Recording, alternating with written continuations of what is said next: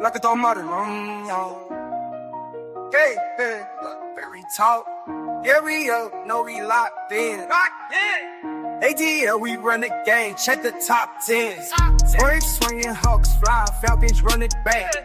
Every play, every take, yeah, we speaking facts. City behind me, we never gon' fall off. Talking that smoke, got to play like a call off. Falcons in motion, they running that route. Austin transition, we running them out. Brains in the post, yeah, they swinging for real. If you ain't tapped in, then you miss a field. Blakberry got them tuned in on the daily. Everything real, we ain't talking fugazi. Numbers on live, check stats, it's amazing. We calling plays like we work for the Navy. Blakberry talk, yeah, we up, no, we locked in. ATL, we run the game, check the top 10. Swinging, hawks fly, Falcons run it back. Every play, every take, yeah, we speaking facts. Like, I've been on top of the wave. We talk sports like you part of the game. Know what I'm saying? I ain't gotta explain. I'm in the booth and I'm calling the plays. Never no bias, we talking about wins. Blakberry popping, they tuning again. Straight from the A, so you know what it is. If it's a tape, let me stand on it big. Falcons need rings, we know that it's coming. Hawks on the rise, you know how they grilling. Brains in the home, we copping the bottles. ATL up, yeah, we eating the column.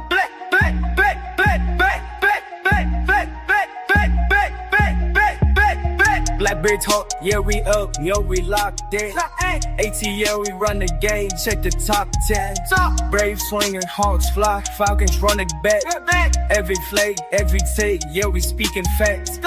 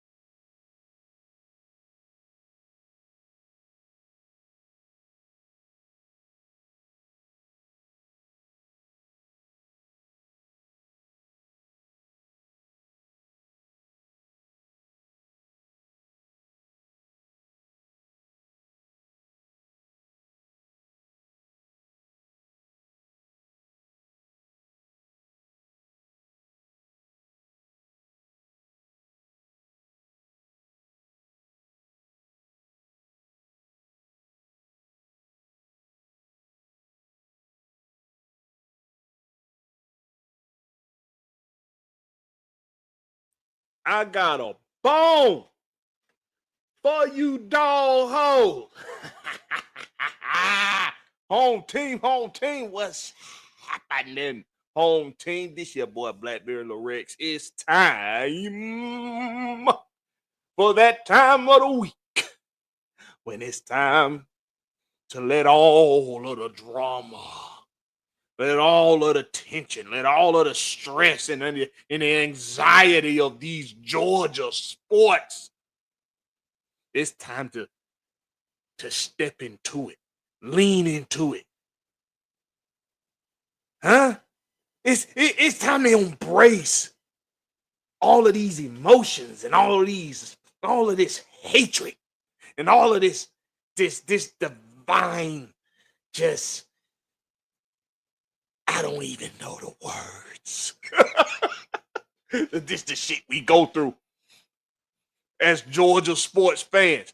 Now, for the University of Georgia, we ain't mad at all. We so happy, so happy. Georgia Tech, sorry we got to do it to you, we got to do it to you. But this is the thing. I am a home team representative. Y'all already know that.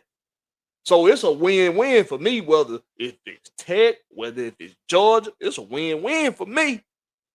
But I know Tech ain't gonna be my Georgia boys. I know they not. I know they not gonna do it. I know they not. And if they do, it's all right. It's okay. We gon' ball anyway.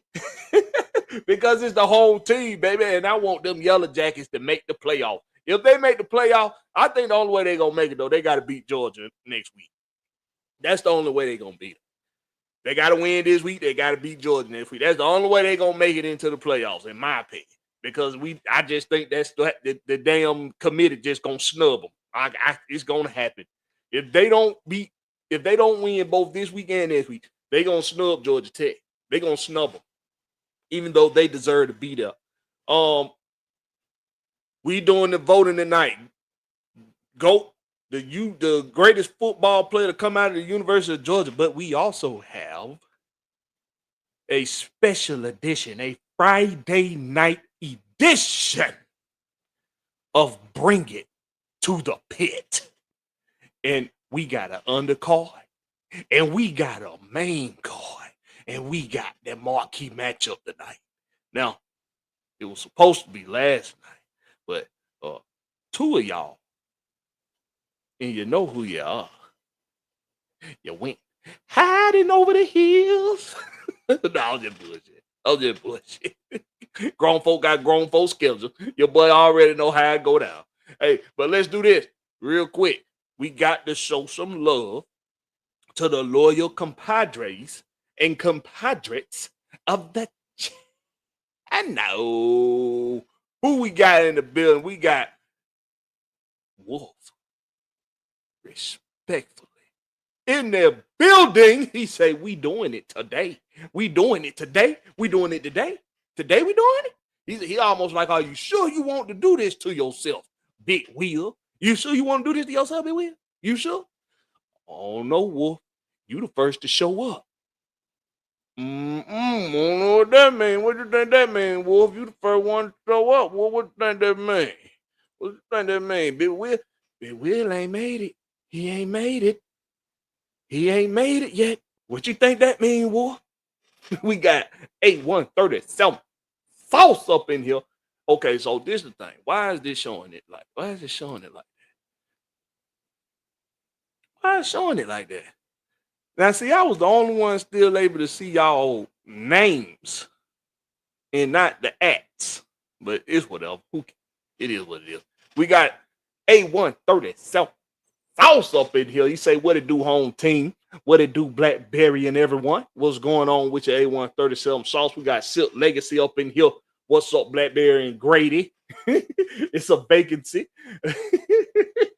It's a vacancy. Love don't live here anymore. Ooh, ooh, ooh, ooh. That goddamn Silk. Oh, that goddamn. But that goddamn Silk, well, you know he used to goddamn be a cat daddy cat daddy in that day, boy. You probably still live. But they call you something else after a certain age. They call you a sugar daddy, Silk. You already know that. But you already know that, and you don't give a damn. What's going on with you, Silk? We got Georgia, Texas, boy. Currently not of Georgia, North Texas. That ain't none of y'all motherfuckers' business. He in the building. He say, what's happening, Blakberry and Falcons family? The new era is here. The Atlanta Falcons were, where are we headed? Huh? Where are we headed? 8 straight losing seasons. Why you had to bring the damn energy down in the damn room, Georgia, Texas, boy? God, no, man. I'm in here turned the fuck up and shit, man. Damn. You had to do that, didn't you? We got Bernard Cantrell in the house. He say, home team, Blakberry in the house. Appreciate you, my boy. Salute, red and black. Appreciate you for acknowledging that your boy is also in the house. Appreciate you for doing that. We got 3 Duddy with the home team, one of the OGs in the game. What's going on with your 3 Duddy? We got Relly 1090 in the building. He say, home team, what's happening? Because he say, happening like I say happening. What's happening? What's going on with your Relly 1090? What's happening, my boy? All right. So this the thing, man. Before we get to the main event of the night, what I'm going to do is, what he say? He said he researching Go Terry.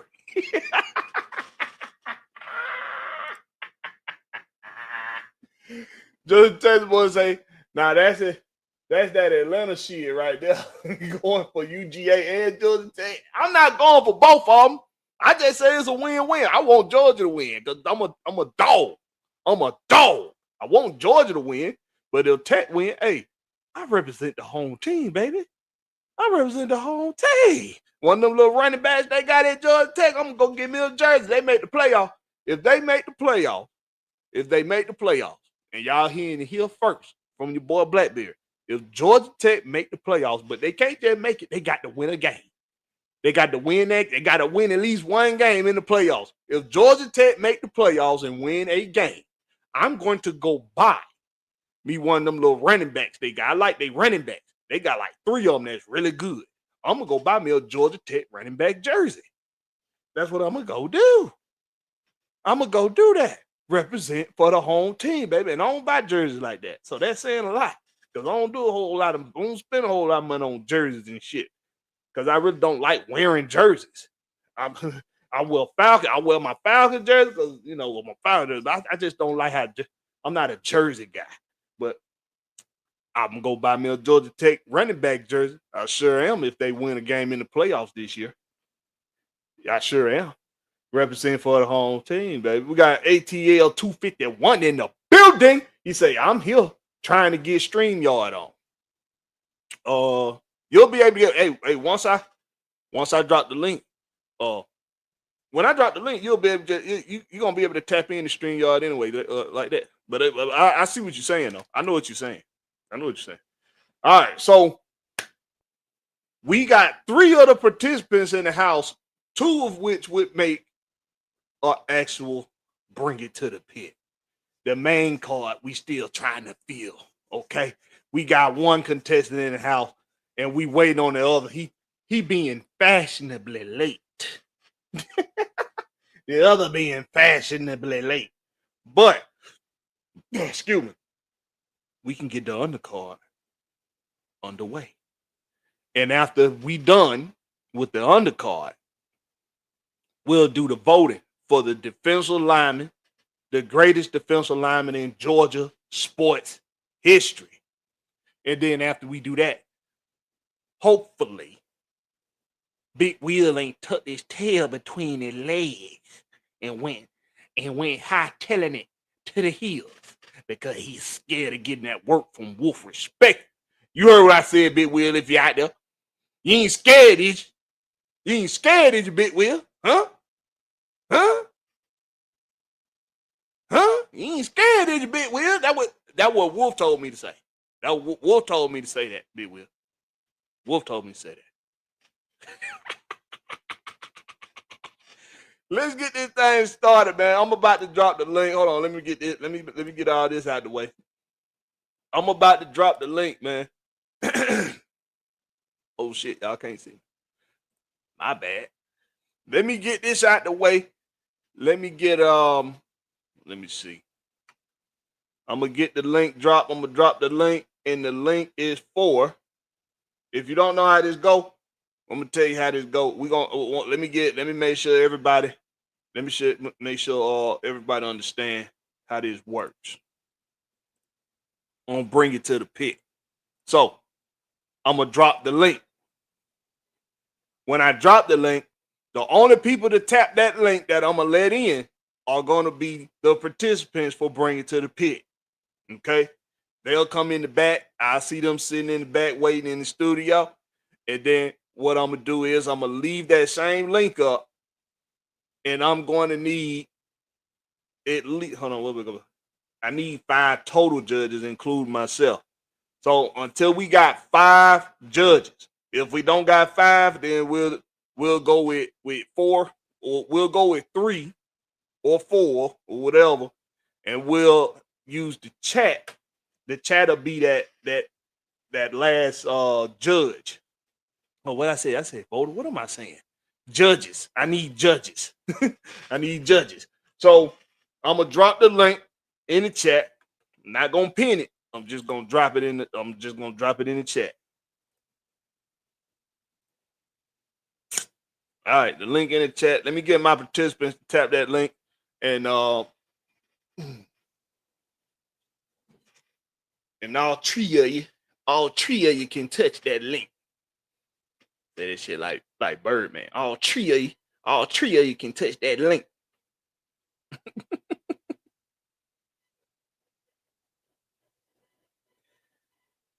Hey, bro, that ain't right. Who else? I don't want to say that. I'm gonna say it. Who else be watching YouTube and watching these prank videos of these dudes? They like be standing behind a big booty woman, and with the big booty woman be in on it with them, and whoever the the random dude is that's standing next to him or something like that, the dude just be recording them saying, "Hey man, what you looking at her butt for, man? You looking at my woman butt?" And the damn girl be like, "Yeah, you looking at my butt?" Hey man, hey, you try to shit like that with me, boy, I might be bound to slap fuck out you. I'm serious, boy. Even with that damn pranking shit. Like, hey man, don't give a damn about no goddamn prank, man. Don't be trying me like that in public, like that in front of these folks. What's wrong with you? Slap the dog shit out your ass, boy. Yeah, you got damn right I was looking at that ass. I smack what? I smack you and I smack that ass, bitch ass nigga. All right, let's see. Oh, okay. ATL 251, we waiting on you. I'm gonna bring everybody up though. Shit, why not? Cause goddamn Big Wheel done tucked their tail between their legs, Wolf. What's going on with them, Wolf? Black, can you hear me? Yes, sir. I can hear you. You can't hear? You can hear me? Yeah. Yeah. Oh, damn, I can't hear you though. Okay. You might have to go back out, come back in. Yeah. Hold on. I have to go back out, come back in. Hello? Yeah, you hear me? Yeah, we'll have some technical difficulties. Black, you can hear me? Yes, sir. Yes, sir. I can't hear you. Hold on. All right. Georgia, Texas boy. Yeah. What's happening? What's up, my boy? We got good audio? Yes, sir. Yes, sir. All right, bet. That's a bet. That's what I like to hear. All right. Get ATL 251 to come on up in here. Hey, these dudes got to stop playing. Now, see, in this prank video, this dude playing with this dude and his girl. You don't play with no man and his woman, bro. Y'all need to stop that with this pranking shit and you know, insinuating at another man woman's body while he's standing there and then pretending like, oh, I wasn't talking about that. I was talking about this over here. Nah, bro. You in the wrong place at the wrong time. You get your motherfucking you get kicked in the dick fucking with me, and I ain't playing either. I don't play that shit, bro. You leave the jokes and shit. Leave my woman out your jokes. You hear me? And leave my woman out your jokes. You School won't make. business. I'm telling you, you want to make some jokes about with me. That's cool. We can joke all goddamn day, but all that, oh shit, man, your woman got a big old booty, man. You think you I'm gonna touch your woman? What, nigga? I shot. I will fuck y'all little young niggas up, bro. Don't fuck with me, bro. Hey, bro. I'm fucking with grown ass men like that now. Y'all gotta stop it. Y'all gotta stop it, bro. We up now, Blakberry. When motherfucker catch a left real quick. Well, I'm telling you, you catch a left or right, all that. You better goddamn what? Y'all gotta stop playing with grown ass men, bro. Especially the men. A lot of men don't play about their female, bro. You got to understand. Especially not that why. Us married, man, we don't play about no wives, man. No, hell no. Shit, you know what I'm talking about? Don't play them, boy. And I know my wife. I know my wife got a big old behind. Shit. I know niggas gonna be looking, but hell, nigga, keep your mouth closed, nigga. And keep your mouth shut. You hear me? All right. So while we waiting on everybody to come through, here we go. You got me, Black? Yeah. Okay. Yeah, we got you. Okay, yep. okay. Volume good. Okay. All right. So now we just waiting on ATL 251. Okay. And Will. What's going on with you, Wolf? Hey, man. What's going on with you, man? How are you, man? You good? Oh, yes, man. Yes, sir. Yes, sir. I'm doing well. Doing well. That's good, man. That's good, man. Hope everybody in the chat is doing well. Hope everybody's doing great, man. About to smoke Big Will like a pack and keep it moving. Hey, I was gonna say the get all the pleasantries out the way. Yeah. No, I'm definitely gonna smoke them. That ain't no. I know it's gonna get real unpleasant. Oh yeah, it's definitely gonna get a play. It's gonna be pleasantly unpleasant. Let me put it that way. Yeah. Blakberry. What's up with Deshaun Caldwell? That time when I told you earlier, Your shit is fucked that up. was funny when Jalen Walker. Deshaun Caldwell. That was funny when Jalen chopping screw. Your shit chopping screw, my boy. You've officially been chopped and screwed. Your shit is chopping up, Deshaun Caldwell. You might have to go out, come back in, make sure you're in a good area. Can't make out what you're saying. Go out, come back in, Deshaun.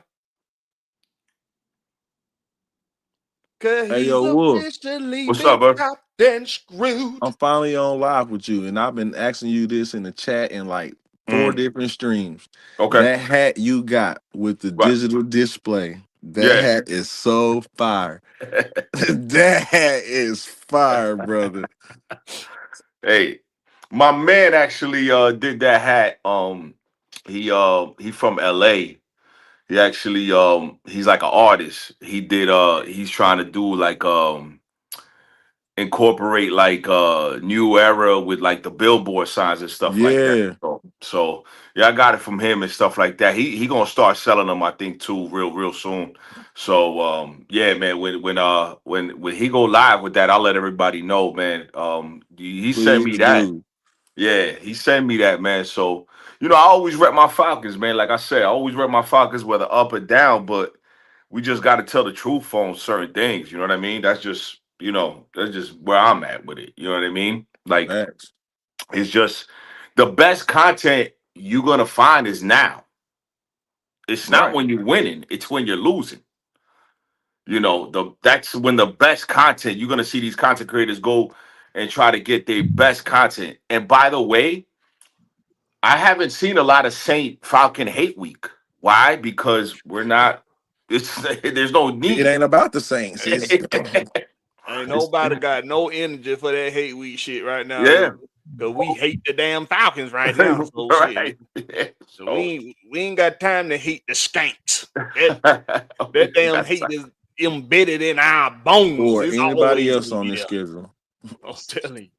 I'm telling you, man. So that's why I was like, damn, like, you know what I mean? So, and I think it's surprising. I think a lot of people are surprised by how the season's going, but I just think that he's I think when he uses and this is what I'm saying, you can't I think, and this is something that Big Will, hopefully he's watching right now, because I'm gonna give him a lifeline. Um Grady, where you at?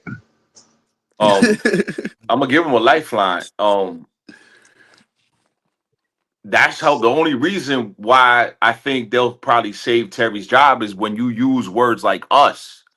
When you use words like us in a press conference and us, and he'll be coming back for us stronger, and we believe in him, and this, that, and the third, you might have had that conversation already with the owner. So again, I don't think it's going to be a lot of changes when you use those types of wording. I don't think you're going to lose a lot of changes, and maybe Terry will get a shot. But that I'm giving Will a lifeline. I hope that he understands that I'm giving him a lifeline, because the rest of this stuff is going to be really bad for him. It's going to get really bad for him. I'm gonna tell you how I knew it wasn't gonna be a lot of change. Mm-hmm. When when your boy didn't even try to put Michael Penix back out there. When he didn't even try. Now in hindsight, the ACL injury, in hindsight, we know now is a thing. They ain't know that at the time. They ain't know that at the time. And at the time, the goddamn boy went back there, goddamn slapped that damn knee around a little bit, and he said he ready to go. Doctor said he was good to go. So I knew when Raheem had enough damn security in his decision not to even try to put Michael back out there. And we seen Bryce Young get up about 3 different damn times and come back out there. That's how I knew that motherfucker got so much he got so much confidence in the security of his job. He didn't try But I to think the situation was different that boy back out there. Because I think Bryce Young knew if he went to that bench, he wasn't coming back. He already been sat multiple times for Andy Dalton. So in his eyes, if he went to that bench and sat for the rest of that game, he wasn't gonna play no more for the rest of the season. And I say this: at the same game, if we lose, y'all might be changing your story, because I don't know. We lose that game on Sunday, might be a whole different ballpark. I'm gonna be real with you. I think they could lose the rest of the damn game. Raheem Moore still gonna be your head coach. I think Blakberry, I'm trying to tell you, man, when you use certain type of vocabulary and you use certain things, and then again, throwing Will a lifeline. I'm throwing Will lifelines. I'm throwing them chicken nuggets over here. Some of those games are really not on Raheem. They're just not. But let Will tell you about his Harlem Heat duo, his Harlem Heat combination that he loves. The Harlem Heat. Wolf, that's racist. Oh shit. Oh,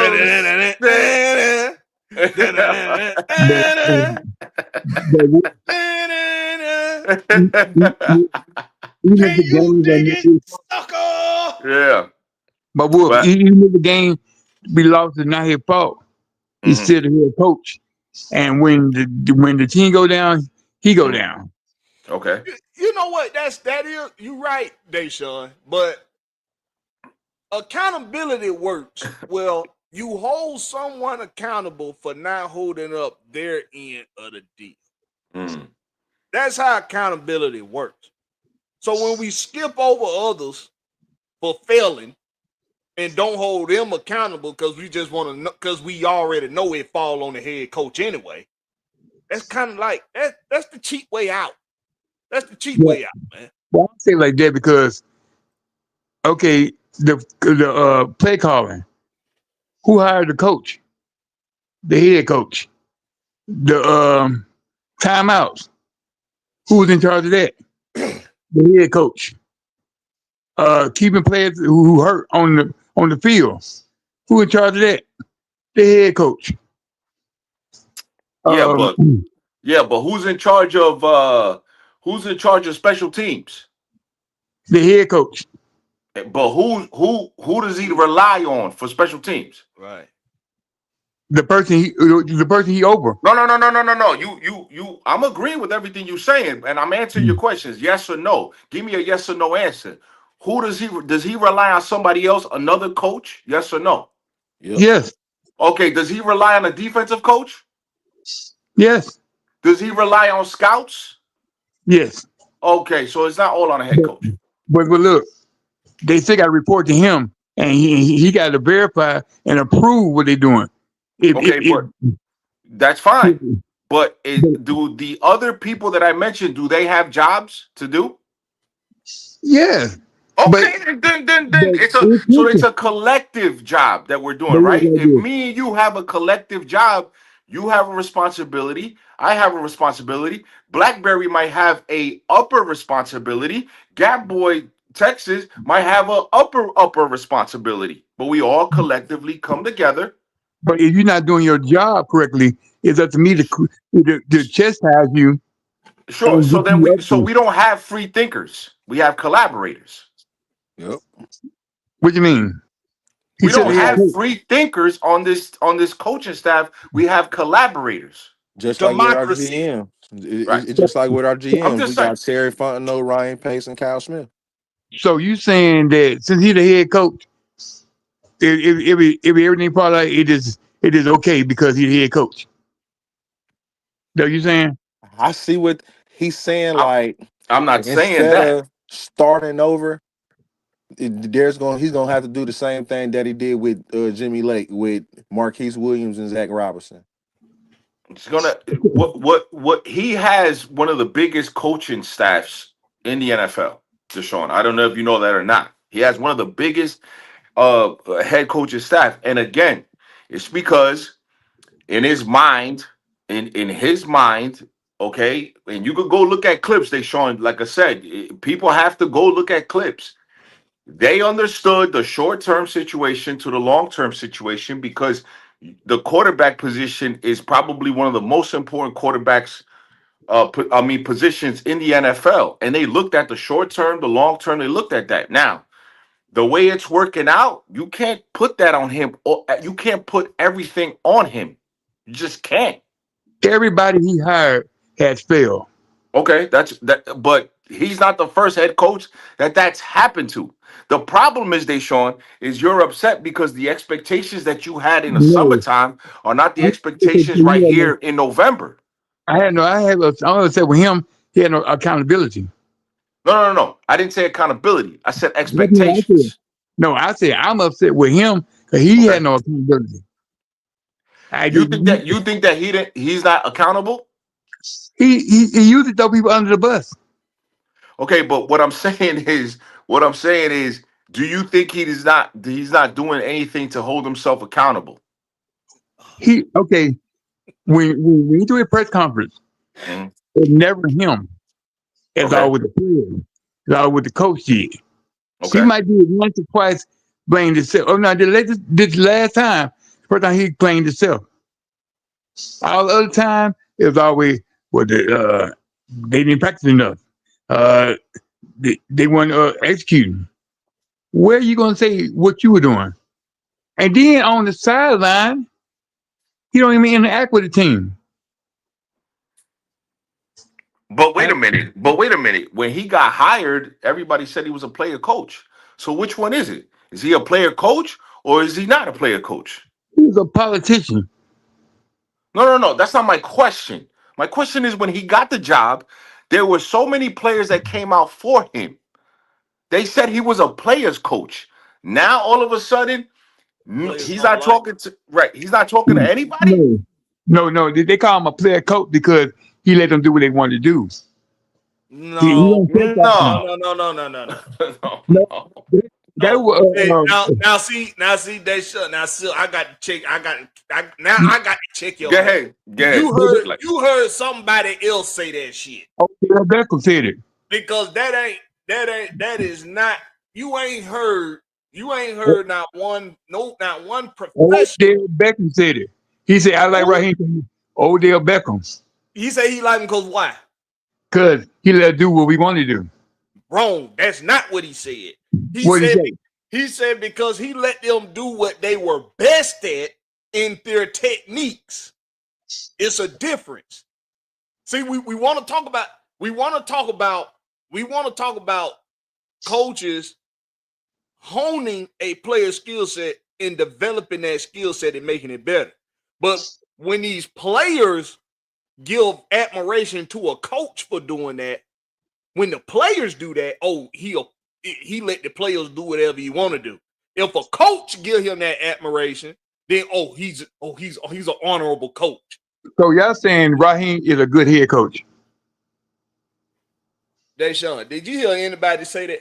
No, I'm just asking. Cause y'all defending Did you the hear hell anybody say that? Did you hear anybody say that? No, I'm asking y'all defending the hell out of him. What? Listen, bro. Listen. Hold on, wait a minute. Hold on, Wolf. Go. Please. Check this out. Let me help. Let me do this shit. Because this is what some content creators do. You act like there's no variables and no in-betweens to this shit. Somebody had to make this motherfucking hat.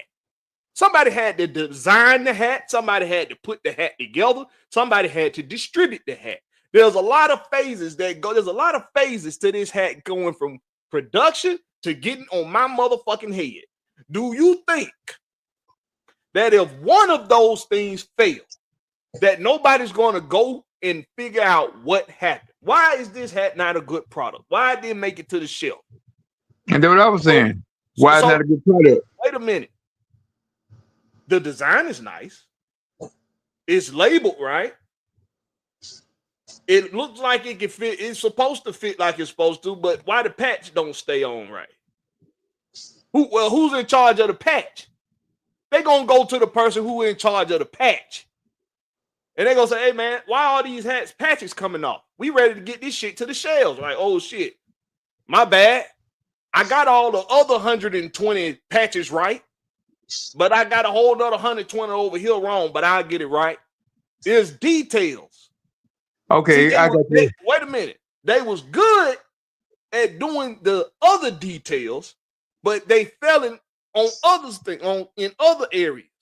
So I just said. So, but no, what you said is we defending him. What we telling you is we telling you things that are about him that are positive that you don't want to hear. You don't want to hear the positive things because you don't want to give him any kind of recognition. No. Raheem is a good. That's what it is. No. Raheem is a good coordinator. You're not a good head coach. You're a good coordinator. He's a good talking to in front of the crowd. He's good at that. So why did you just say we doing a lot of defending him? Because everything I said that he did wrong. Like I said something like I was talking French. No, but you ain't said nothing that he did wrong. I did. I said the timeouts. I said keeping the players in the game who hurt. I said players play hurt all the time. No, I said keeping them in the games when he know that he could have took them out. Players play hurt all the time. So that means Carolina coach he shouldn't have let Bryce Young keep going back out there, right? All y'all complain when he kept Kirk in the game lasted too long. All y'all complain when he kept what's called Mooney in there too long. Deshaun, listen to me. You fire him. I'm not gonna argue that if you want to fire him, Deshaun. I'm not arguing. Okay, but let's say you fire him. Where are you going? Okay, somewhere better. I mean, why no. Deshaun, listen to me. Listen to my question, because if you've been thinking of firing him, then you have a replacement in your head. Give me the replacement's name. How you know they don't have a replacement in their head? Wait, but tell me your replacement. Deshaun wants who? I don't have to say who or name. I could find anybody better than him. Give me a name. Anybody is not. Give me a name. Well, no. I mean, that's what I'm saying. At this point, he's not really a coach to me. Deshaun. He ain't gonna give you a name. He ain't gonna give you Deshaun.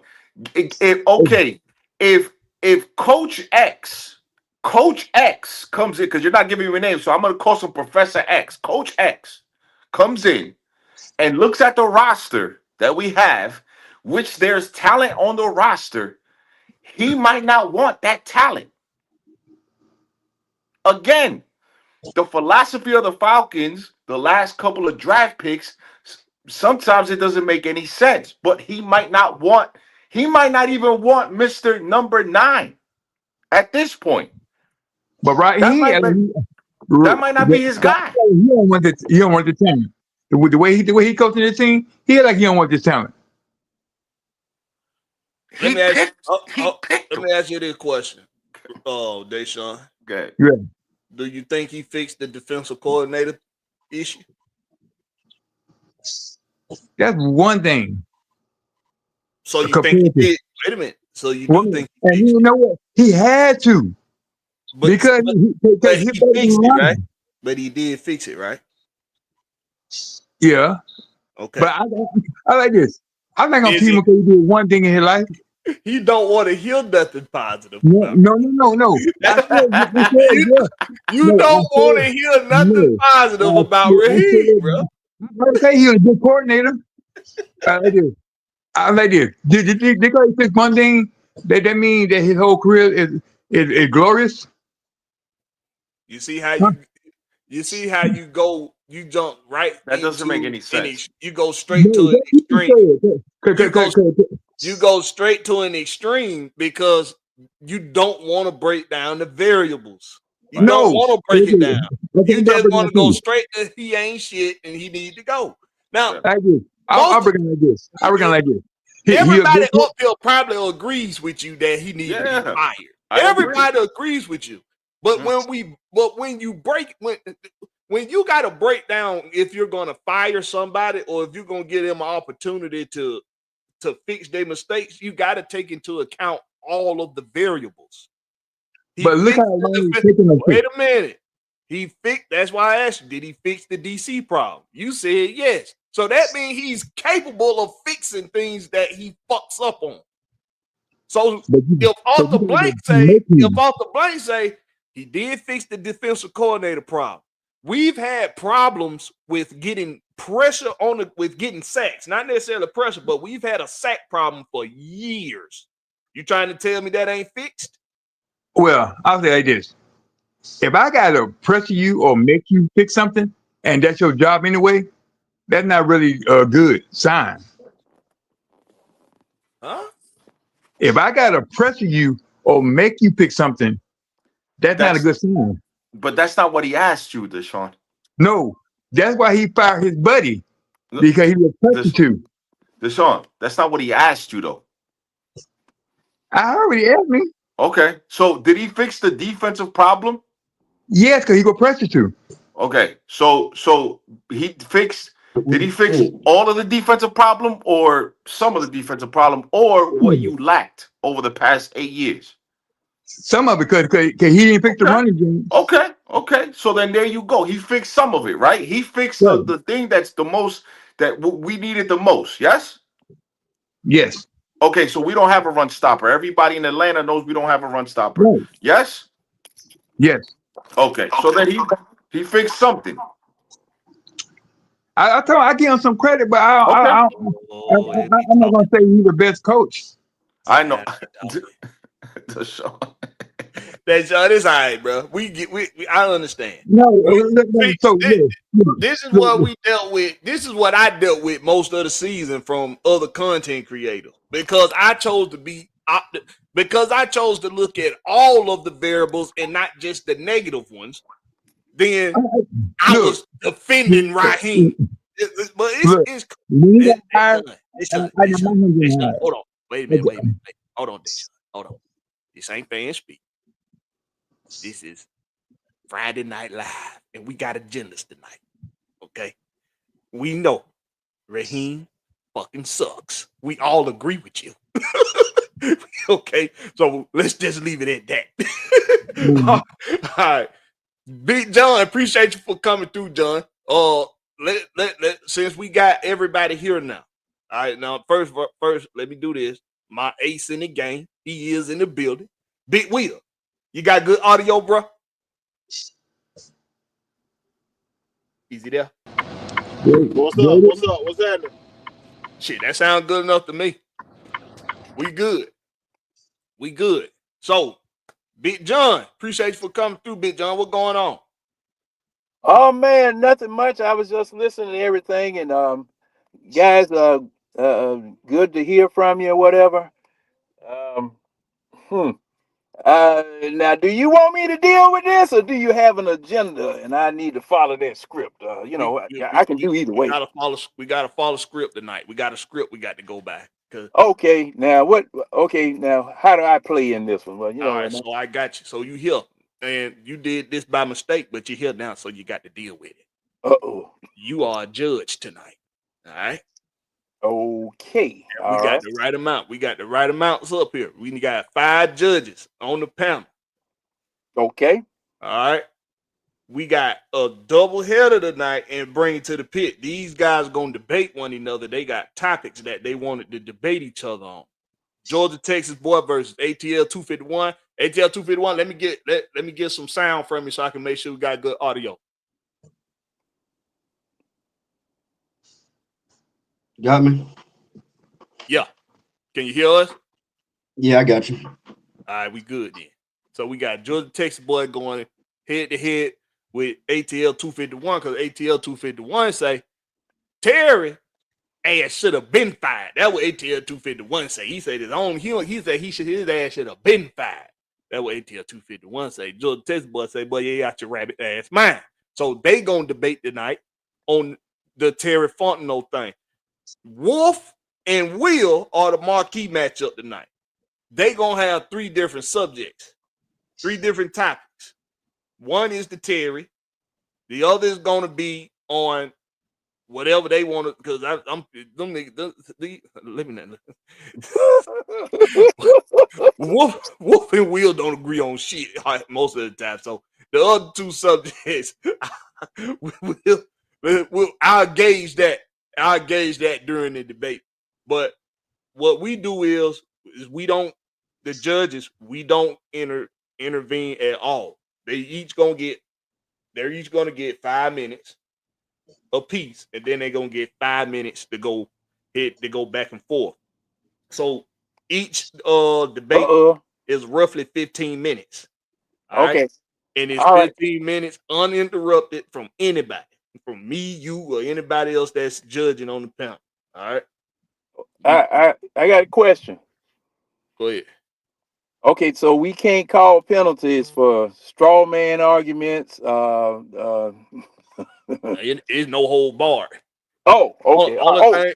Only This thing, WWE wrestling. All right. It's no hold barred. The only thing is we stay respectful of one another. That's it. Okay. That's the only rule. And goddamn Wolf ass going first tonight.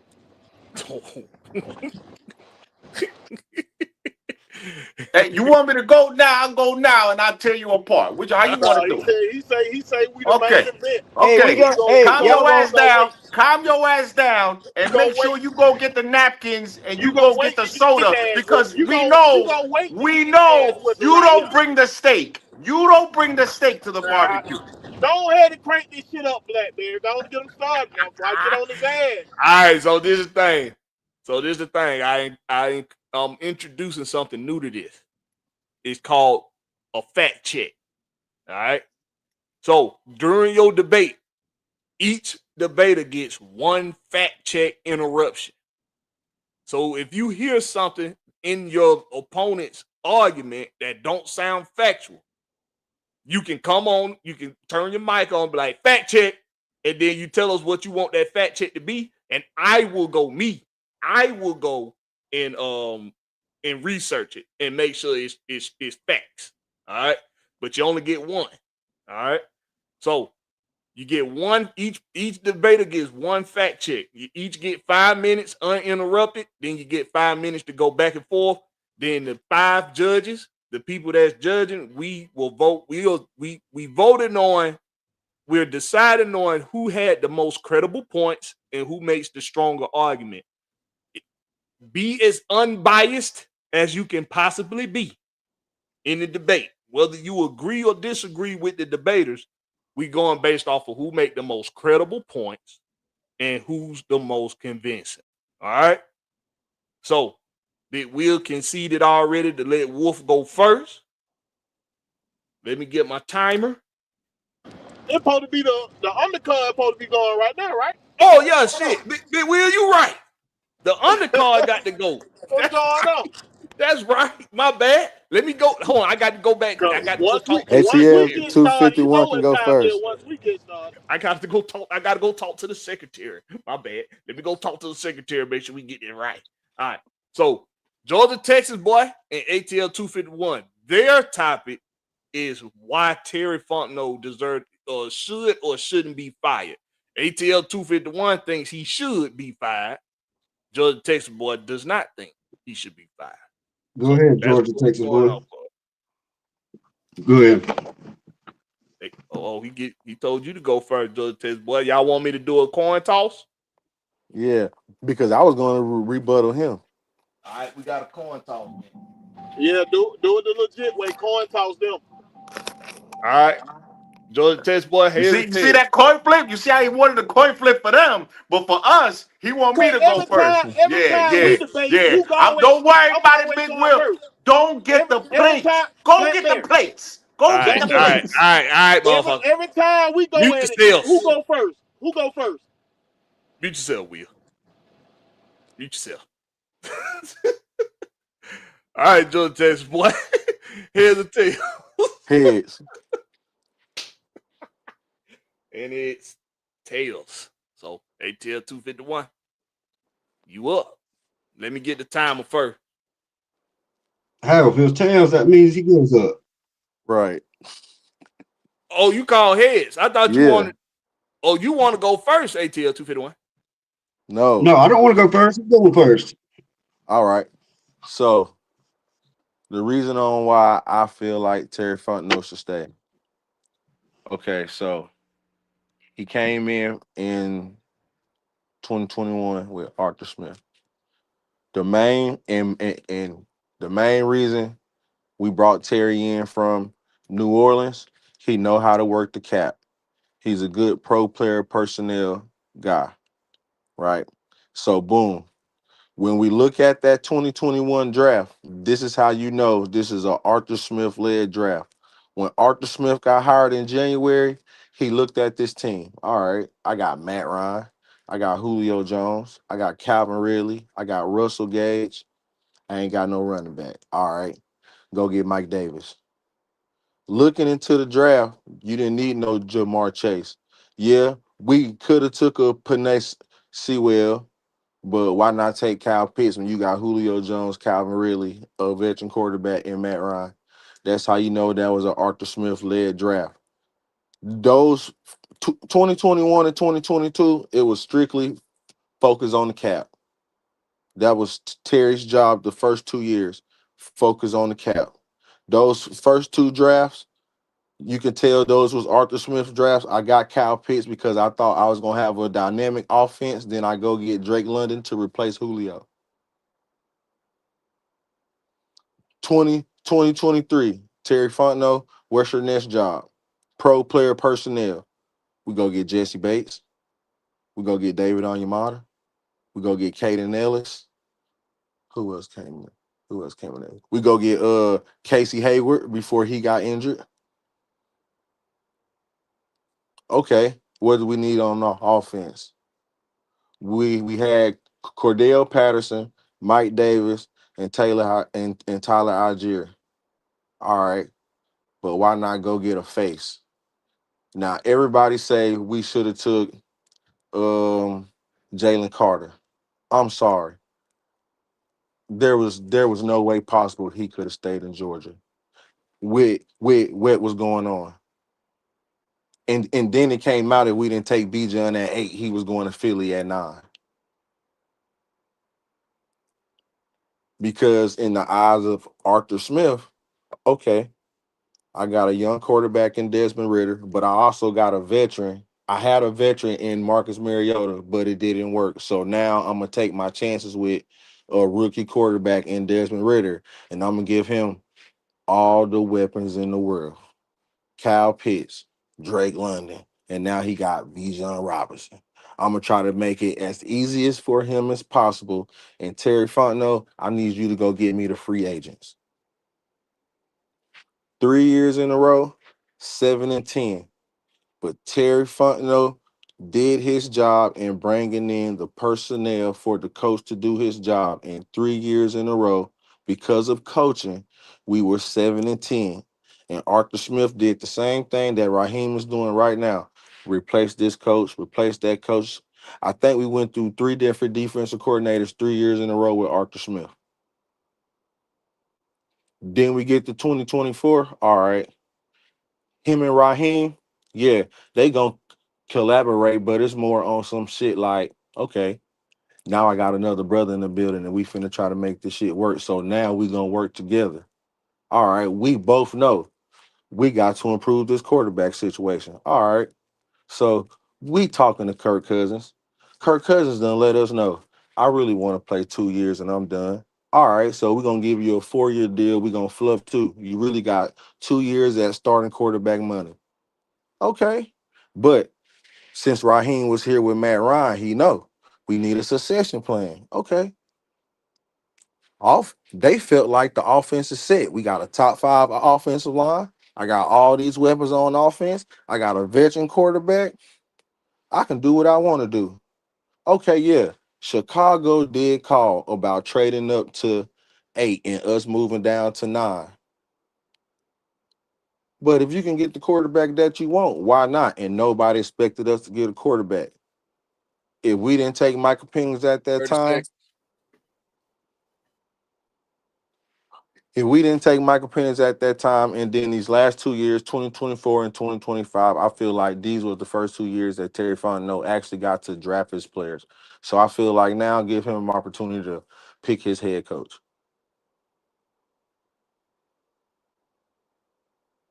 Time. All right. ATL 251. It's on you. All right. All right. Here's what I got. You got to understand that it's not just a general manager with one position, one focus. It's an all-around general manager. You've got multiple, uh, you know, positions as a general manager. I'll say. So it's not just focusing on one thing, whether it be the draft or whether it be, um, coaching. You have to be an all-around good general manager. Um, as far as that goes, we're talking about Terry being mediocre at best. Okay. And you talk about the 21 draft. Well, the outcome of those drafts still didn't show in the win-loss record, So at the end of the, season, we've had, pretty much a 7-10, 8, since Terry's been there, we've been pretty much 7-10. There hasn't been, very much upside of that.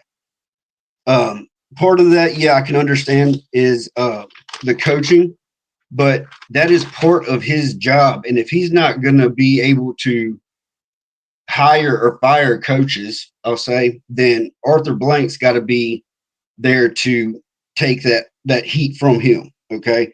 Because somebody's got to be held accountable regardless at the end of the day. If you want to run it like a business, then somebody's got to be held accountable. It's all a part of like a chain of command, I guess. And that's where I see it as, like, McKay, him being the whole issue with it, all I believe. And I believe really that, at the end of the day, Josh Blank is going to be maybe taking over the, general manager's position anyway.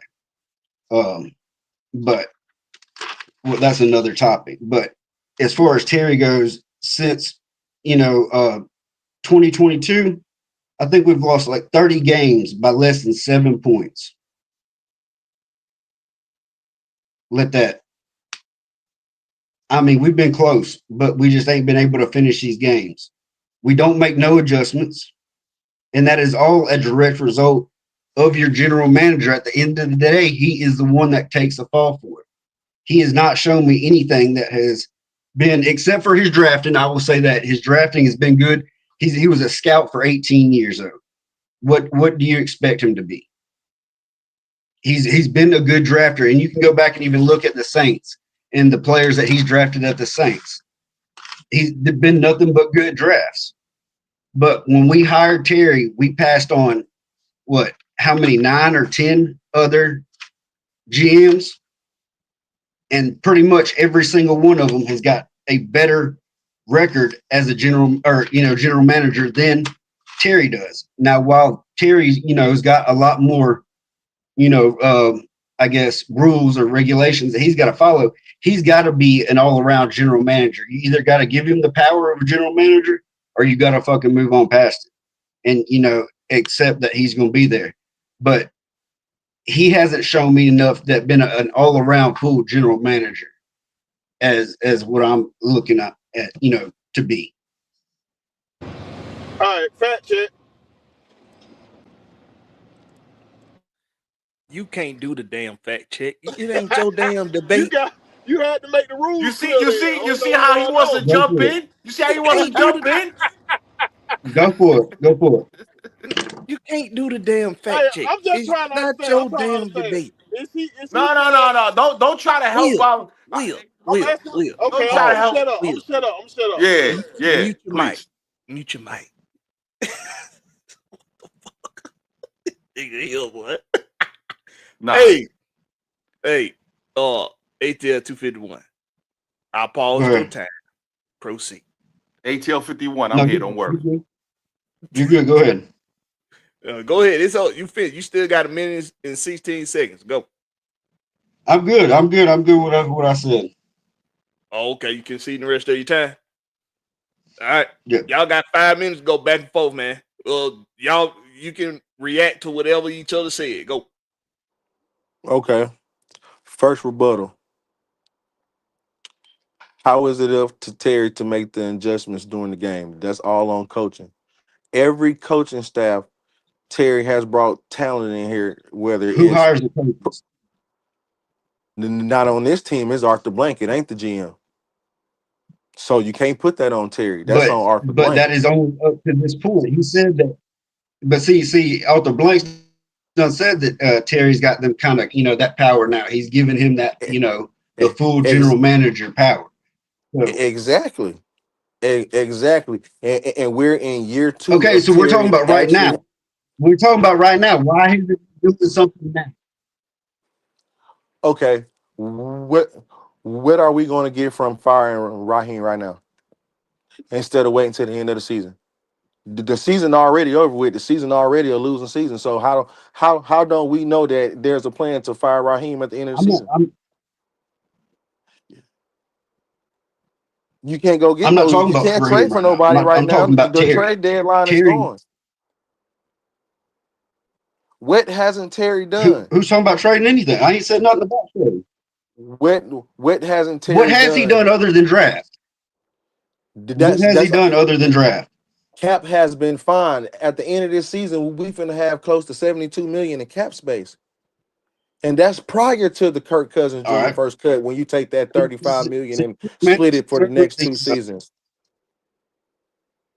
is the general manager not over all contracts? Isn't he the one that works out the contract deals? On this team, it's Greg Beadle. The president handle all contract deals. I thought he was over the cap. Isn't that the contract deals He was, included? and then when they made Greg Beadle president, he has the final say so on okay, yes, this contract, So yes or no. what do you classify as the general manager's job title? The general manager What is his job responsibility? on this team, his responsibility is to bring the talent for the coaches That's it. and to handle the cap space. Like under the Arthur Blank regime, everything is split up. It's just like we All right, have. let me help you out, George Test boy. He got Hold on, wait. It's Will, it's this is not your debate. my bad. it's just like You got my.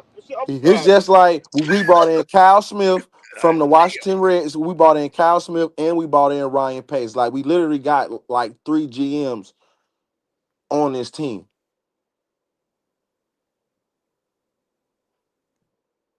not debatable. Yeah, that's fine. That they were supposed to have been there, to help, Terry with the whole process.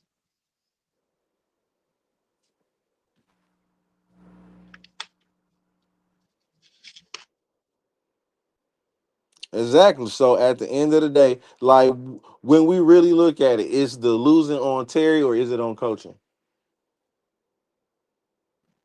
Since since you're gonna say, that the general manager wasn't responsible for that hire, you can't put it on him, like, directly that, he's a fuck up. But you can, in a other world, it is the general manager that is going to take that fall on that. Regardless of how you look at it, there's been very few times or instances that, the general manager's cut and the head coaches. How many general managers that made it through everything that he's made it through as of right now, with, like you said, And it's just you like I know stated earlier on a different stream. Arthur Blank has been grooming Terry since he got here. He has been grooming to do everything that a GM needs to be done to where he can be an all around GM because he wasn't even a GM in New Orleans. He was a pro player personnel, so he had a very good in depth of bringing he free was agents to assistant. New Orleans. Just Was he like not? here. Say it again. Was he not an assistant GM at New Orleans? But wasn't Mickey Loomis calling all the shots in New Orleans? I think he had a lot to do with it. But I think Terry had a lot to do with especially the draft picks and the players. But I think he had a lot to do with the coaching too. That he's got a lack of here, and that's what I'm saying. But him having a lack of it here, then you got to put the heat on Arthur Blank. If you're not going to put it on Terry because he didn't make the coach hire, then you got to put it on Arthur Blank. Okay. And I'm not saying that Arthur Blank's got to be, punished or anything like that. No, you ain't going to fuck with the owner. Okay. He's going to do whatever he wants to do. But my point is if he's going to run it like a business, then why, run it like that? Why not have your general manager do your hiring and such like it's supposed to be done? Why, Right. have And that's still we still had to wait to see because we can still go back to what Arthur Blank said in his press conference. I was disappointed on what happened last season, and they know what I'm expecting this season. And I know for a fact they're not living up to the expectations. So we don't know what could happen. In my opinion, we should keep Terry. So does Terry have the capability to fire and hire coaches at this point? It's time. All right. Judges, you can come off your mics. You turn on your mics. I'm confused with what we judge. If Terry should be fired in that. ATL So 251 was we judging arguing who Terry won. We should be judging who fired. won the thing, right? We judging who Yeah, won the thing. now we judge. All You can right. go So first, Wiz, because you anxious.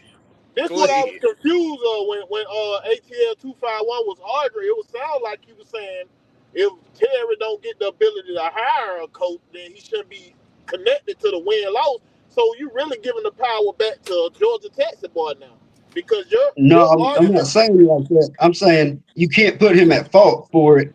But I'm not saying that But that is not an exception for him not being, everything fired. everything I was hearing you saying about Terry was how good he was drafting and everything else. I didn't hear nothing negative He's got a about good Terry draft until you record. said the win loss. You said the win loss record was the only thing you said negative about Terry. So in my Is case, that not what we're looking at? I'm gonna have to lean towards Georgia Texas boy. Okay. Yeah. Me, I I thought feel the we. same. I feel the same way because Georgia Texas boy had more qualifications of Terry that he did, and he showed that the growth of Terry from 21 to now. And since Terry didn't have no control at the beginning, he's not responsible for a lot of losing. So I go with Georgia Texas boy. All right. John.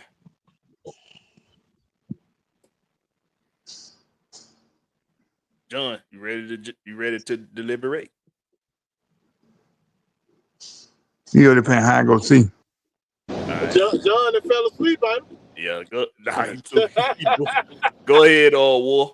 Hey, so Georgia Texas boy had some good points. ATL, I wanted you to finish the examples. Kind of the like you had some great examples, but I just wanted you to finish the point. If you would have finished the point, I think a lot of people would have gravitated towards you a little bit more. Just you had some great points, but you got to put the facts behind that. You got to put, and I think Georgia Texas boy put a couple of facts behind it. So I'm gonna go Georgia Texas boy, but good points on both parties. Good points on both parties. Yeah, so that's 3 out of 5. So it don't even matter what I think or what John think. That's the I think the same thing. ATL 251. You had points that you just didn't land on.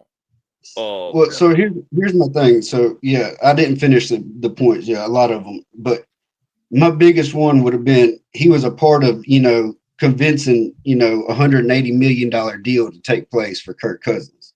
Don't worry about that, ATL. I'm gonna take care of that for you. Don't worry about that. Don't worry about it. Your boy Don't worry Wolf about going first, so he gonna say that. I'm guaranteeing he gonna say that. I'm not gonna say that. I'm not gonna say that right now. But I am gonna. All right, Trust me. let's get into it. I'm Good. tired of Let's hearing go. talk. Let's go. God Let's damn. go. So Hold on. Wait a minute. John, we gonna hear everybody what they got to think about the last debate, and then we'll go to the next one. John, what did you? Since it's 3 out of 5 anyway, so it don't matter. The judgment is done. Congratulations to our boy Georgia Texas boy for winning his first bout in the pit. But John, what did you think about that debate? Who was you leaning more towards in that debate? I was leaning, I believe I was leaning a little bit more toward Georgia Texas boy. And the reason I did, I was thinking that his opponent was going to fact check him. And if he had fact checked him, a couple times, yeah, I was waiting on some fact checks. Because when he made the assertion that Terry Fontenot got us out of cap hell, that's not true. We were going to get out of cap hell anyway. There was absolutely nothing that we were going to do that was going to get us out of cap hell except to ride it out. What? Hold on. So you think he didn't get us out of cap hell? No, he didn't. Oh no, that's a lie. Oh no, man, he got us out. He definitely got us out of cap hell. All right, well, but don't worry about it. So this another debate. Yeah, this another debate.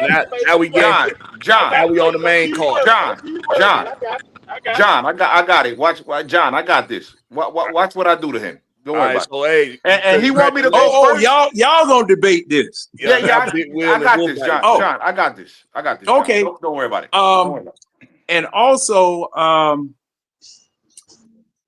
well, Georgia Texas boy had a chance to fact check his opponent, and missed it because of the win and loss record,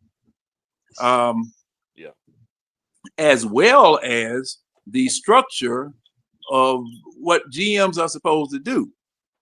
Because GMs, if you have a president of football operations, such as Rich McKay, God help us, and you are a general manager, what's his name? 251. To 251's point, the Falcons did not let this man do what he was supposed to do when he got here. Terry Fontenot was not doing the job he was supposed to do when he got here. They were still trying to train. That's more on Georgia Texas boy point. 251 was saying he need to be gone. Georgia Texas boy was saying he need to stay. So that more. Okay, but neither him staying was not the issue that was being debated. It was what it was that he was doing while here as the general manager. That was the point that was at contention. They were debating the overall point of should he stay or should he go. But 251 was trying to say that he wasn't doing his job. Okay, that he wasn't doing his job as a general manager. Now, it's unfortunately, do you guys remember when we had 7 general managers around here? All right, hold on. Yeah. Yeah. So you made there you go. that point the other night. I said that in a rebuttal phase. Yeah, there you go. There you go. I'm finna help my boy Georgia Tech by. Don't even I worry. didn't say Let nothing in his 5 minutes him. because I was giving him his Go ahead 5 and bring minutes, it but up. then I gave him his and then I rebutted what he said in the rebuttal minute time. Yeah, but I didn't hear you. Well, then again, I was off because my phone went out, so I probably didn't hear that part. But this is a kind of a convoluted situation. But Georgia Texas boy Who's was responsible for correct. all of it? He was correct overall in what it was that he was saying, and he made a convincing argument to that. And see, thing is that y'all gonna have me doggone getting too in depth with this situation, and I'm supposed to be a judge. And hey, I'm just like bro White there. I had to cut my microphone off, and I bit 11 holes in my lip. That because doggone Big Wheel don't know how to shut the damn hell up. Let folks have their damn debate.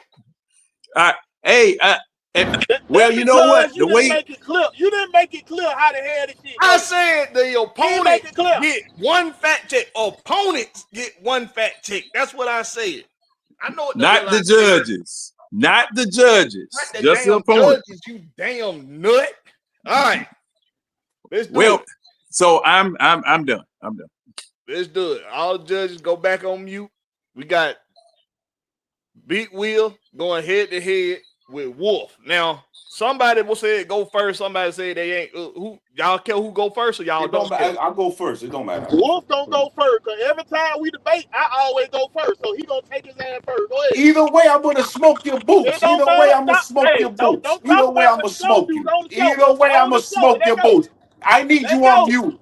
I need you on mute right now. So the number one reason why Terry Fontenot should be out of here is because he has zero stability and a zero long-term plan. Drafting Michael Penix, who's a 25-year-old franchise quarterback. Before that, Marcus Mariota, Desmond Ritter, and an overpaid backup named Tyler Heineke, not to mention another injury-prone quarterback that he brought in, Kirk Cousins. His philosophy makes absolutely no sense. His first-round philosophies make no sense. He's taken all offensive players. He's neglected edge rushers in the past. Okay. He's ignored offensive tackles. Okay. Good ones at that. And he's ignored corners.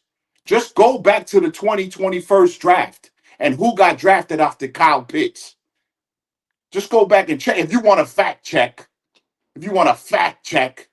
So the Falcons have struggled with what? A true edge rusher, a consistent sack producer. Okay? So his defining pick, in my opinion, is the Michael Penix guy, who, by the way, is hurt now. He's hurt. Okay? He passed on top pass rushers, probably a top corner. You can fact check it if you want, Will.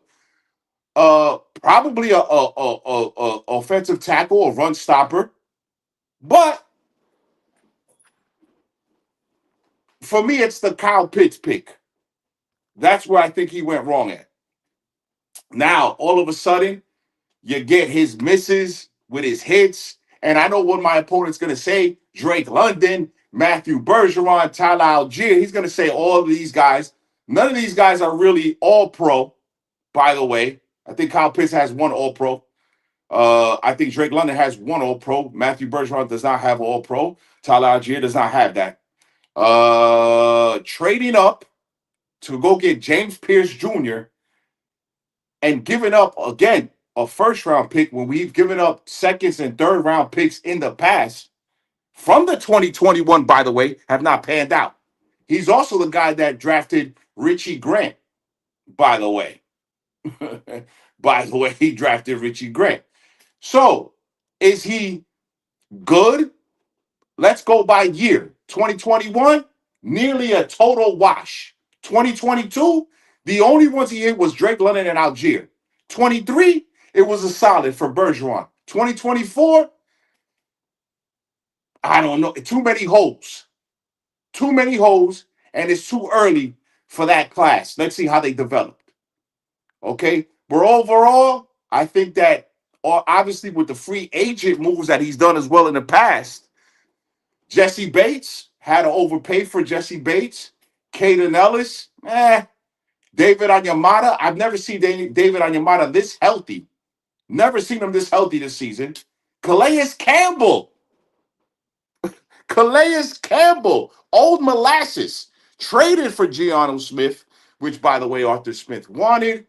So, again, we have collaborators in this organization, and Terry Fontenot has no power at all.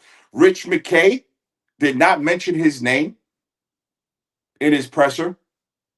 Why is my owner having meetings with my head coach, Arthur Blank, who's probably one of the best businessmen in the world, but yet is talking football operations with my head coach on Mondays? Yeah, that's great. I can see the rest of my time. Big Will. All right, Will. He can see Hey, the rest of his time. Go. first off, thank you. Thank you for proving a lot of my points for me. Appreciate you. I appreciate you. You're going to make it real easy for me to slay this dragon for you. First off, when Terry Fontenot first got here, he wasn't able to draft his own players according to what he wanted. He had to go what Arthur Smith needed for that team, and Arthur Smith had a lot of say-so in that Fact draft. check. Fact check. Fact check. Fact What's the fact check. check? Fact What is the check fact that. check? All right, Will. Fact What's the check fact that. check? What's the Fact fact check check? What is that. the fact check? Because Arthur Smith got hired first and Terry Fontenot got hired after Arthur Smith. Yes? Yeah. So what is your Yes. fact check? Get to your So fact how check. do you know that Arthur didn't get the guys he wanted? How do you know that? Because Arthur said they were going to be working as a Where is team, it? bro. Blackberry, What are fact you check that, talking about? please. Fact that check that Arthur said All that. right. So what we fact checking? Hold on. Be clear. Bro, Be Fact clear. check What we tell that the fact Arthur man what said he didn't you get the guys you he call wanted. fact check. You call at? fact check. Tell him what the fact check. that Arthur said that Arthur said that he didn't get the guys that he wanted. Huh? That's what he just said. No. No, bro. Y'all both saying the same thing. Wolf, you Come misheard on. him. Hey, I'm You finna Check that. carry misheard him. on with Oh, what I okay. was saying. Let You- that man say. Hold Let on. that man save his fact check. Cause He said he just wanted to say something.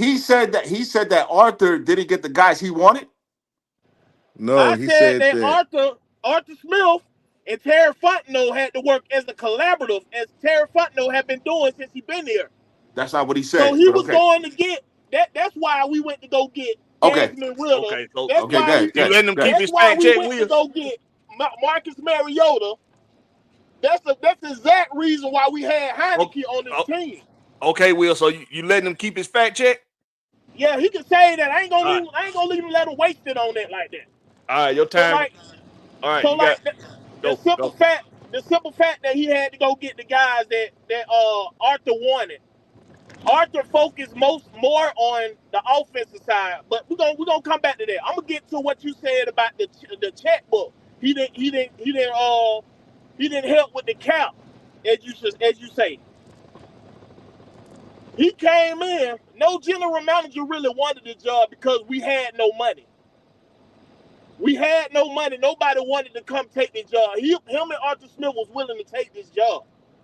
First thing he did when he came in, he got rid of players that was taking up a third of the goddamn salary cap.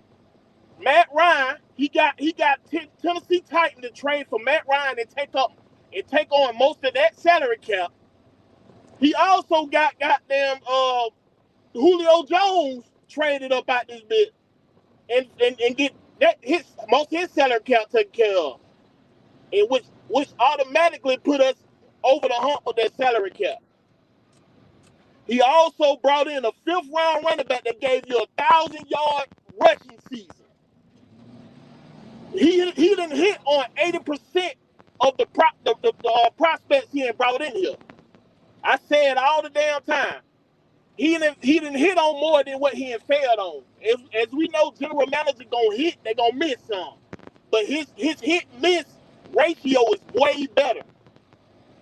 And he's doing it with handcuffs on. He's not even able to do his job correctly. And he's still doing it. He's still thriving over here, dog. First off, 2024, 2025 was the first time they was letting him go and get his own players what he wanted. He brought in defense. He brought in goddamn Rook Royal.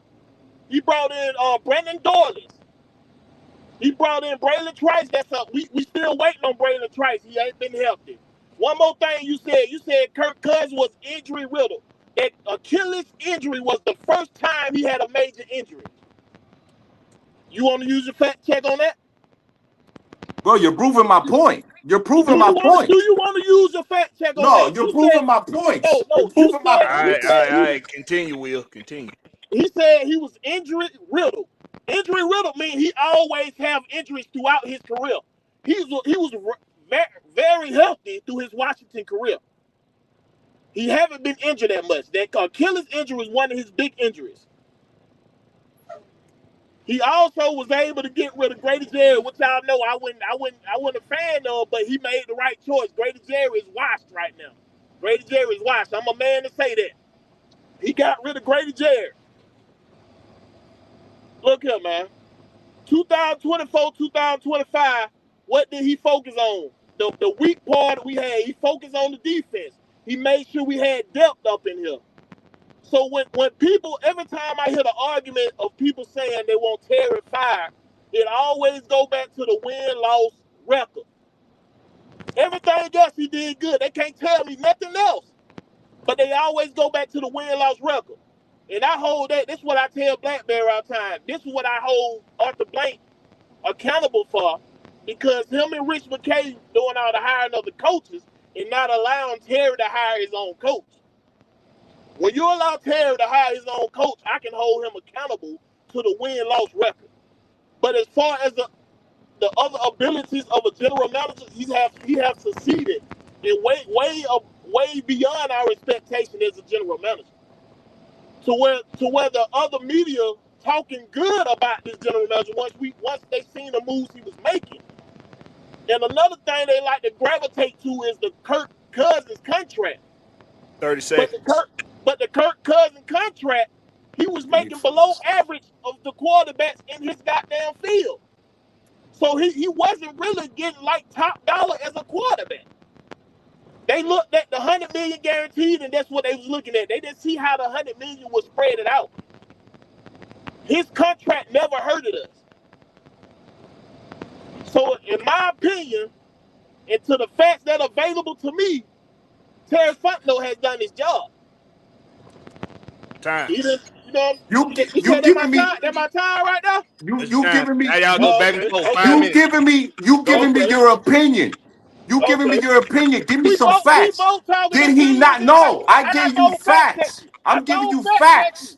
Listen, did he draft an injury-prone quarterback? Did he draft an injury-prone quarterback?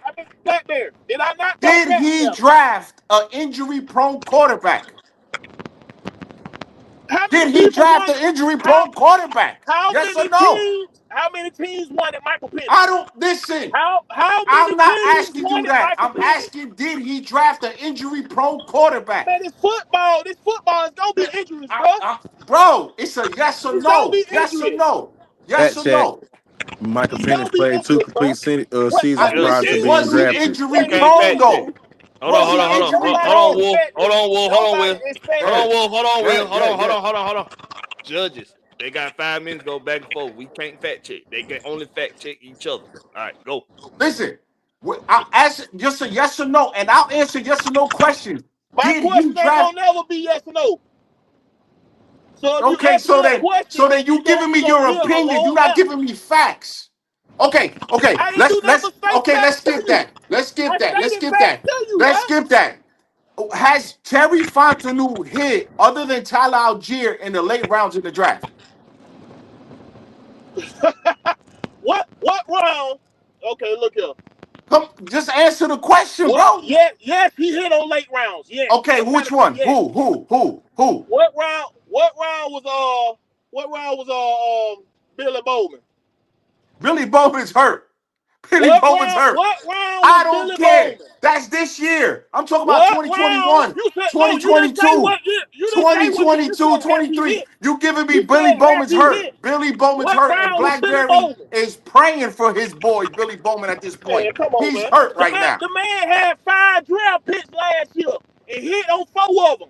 Okay, He hit on 4 of them. would you take Jamar Chase over Kyle Pitts at this point? This a guy. Listen, look, you're not answering no questions. You're You not answering talking no questions. after you Would talking you take after the fact. Jamar Chase He over wasn't. Kyle Pitts That's right the now? Arthur Would you Smith. take That was Penny the Arthur Sewell Smith pick. over? That Would was you the take Michael Arthur Smith. Parsons over Kyle Pitts? That was the Would Arthur you take Smith. Michael Parsons over Kyle Pitts?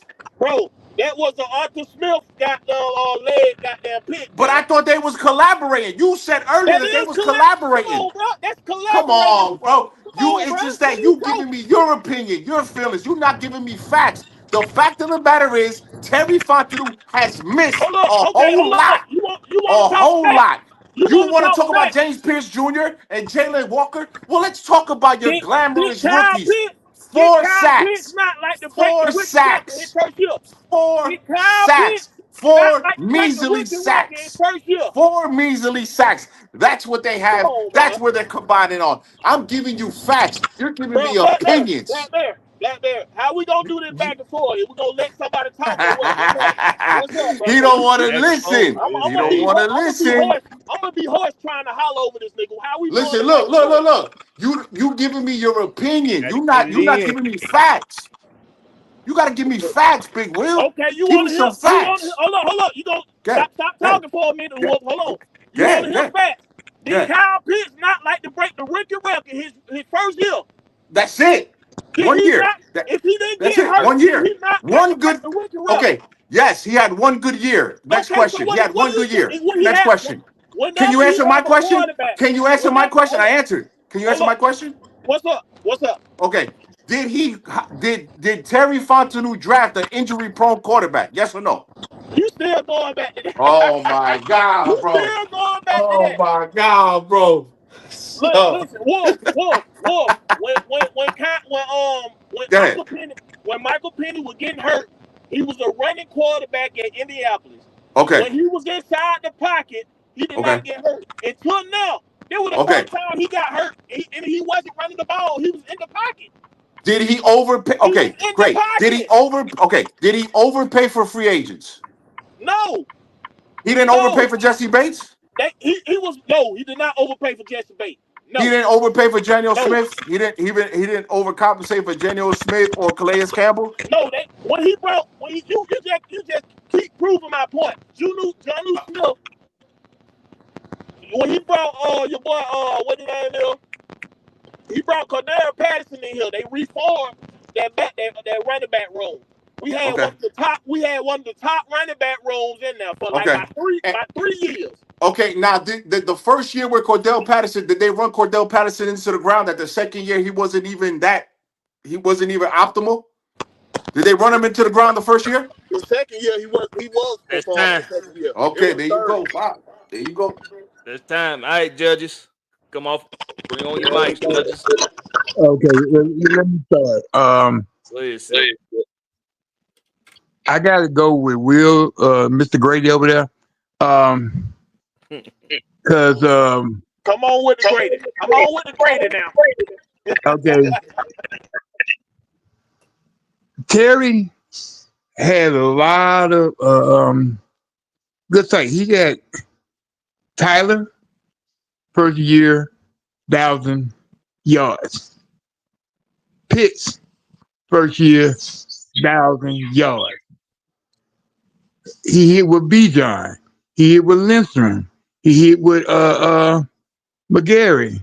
He hit with the defense this year. He hit with the defense last year.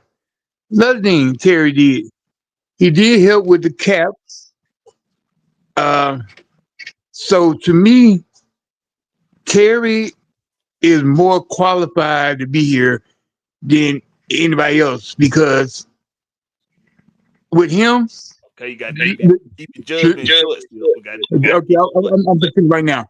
To me, look at the good the defense look now over the last 7 years because of Terry. So I choose Will. All right, John.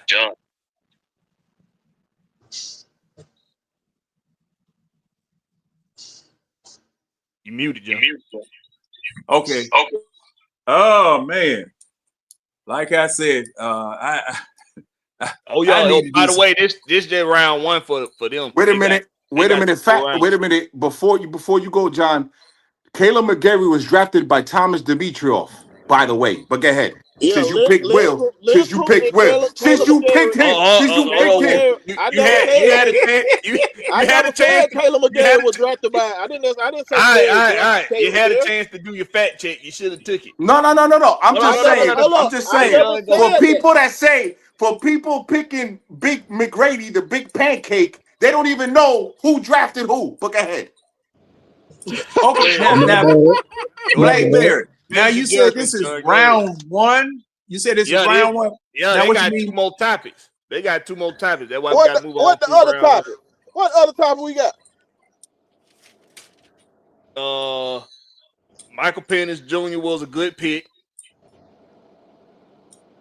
And I'm gonna let y'all choose on the Drake and Tyler one.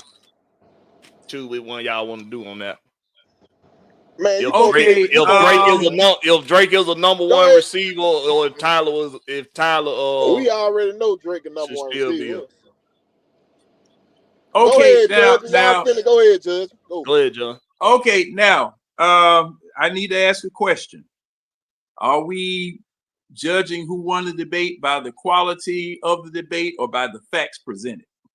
Both in a nutshell. Ooh, man. Make your best decision. Tie. Like I said, you giving it a tie? Tie. Okay. That's fair.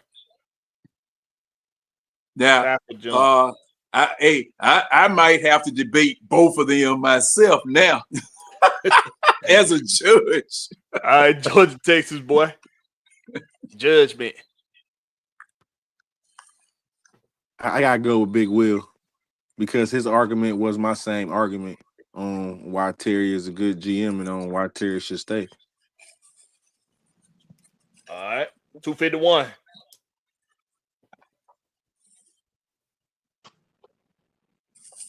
I mean, I gotta go with Wolf though, because I mean, I'm talking. There's too many mistakes by Terry to be overlooking. Like it's too many bad choices that he's made over the course of the years that he's been there. Well, I can't overlook the fact. But even if you want to point out his drafts, he drafted good at the Saints. But what did the Saints do? They was given a Super Bowl.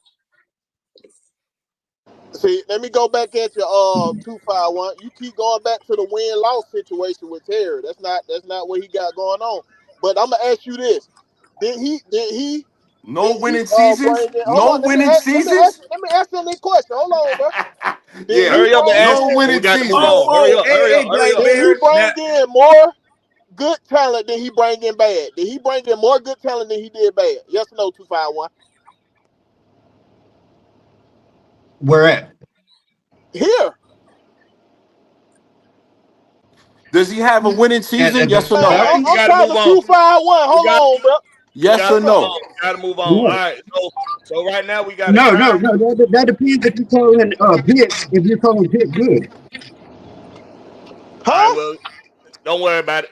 We got to move on in judgment. We got a tie from John. We got two for Will, and we got one for Wolf. I guess it's gonna come down to me on this. Let me give you. I do a point system. All right, so this way, Wolf, you got a point from me on the injured quarterbacks. Yes, he did draft an injury-prone quarterback. Yes, they did go in free agency and bring in a guy that just came off an Achilles tear. So I gave you a point for that. I gave you a point for the lack of depth point because it has been a lack of depth. Every time we think we got good depth, we don't. I questioned the Jonnu Smith trade because we did trade for Jonnu Smith and we did release him the very next season. So even though it was just a 7th round pick, it was a 2023 7th round pick. I gave you a point for that. In the chase over Pitts point, I had to give you a point for that one. I gave you a point for the Terry Art collab. If they are collabing on decision making, then that means Terry did have input on draft picks when the argument has been he didn't have input on draft picks. Fact check. At that time, did we need Jamar Chase if we got Julio Jones and Calvin Ridley? That's subjective. That's not that's not factual. That's subjective. That's in the eye of the beholder. How that ain't factual? You got Calvin Ridley, Julio Jones, and Russell Gage. Because it's not about whether you needed them or not. We can't say if we needed. In hindsight, yes, we did need them because what happened?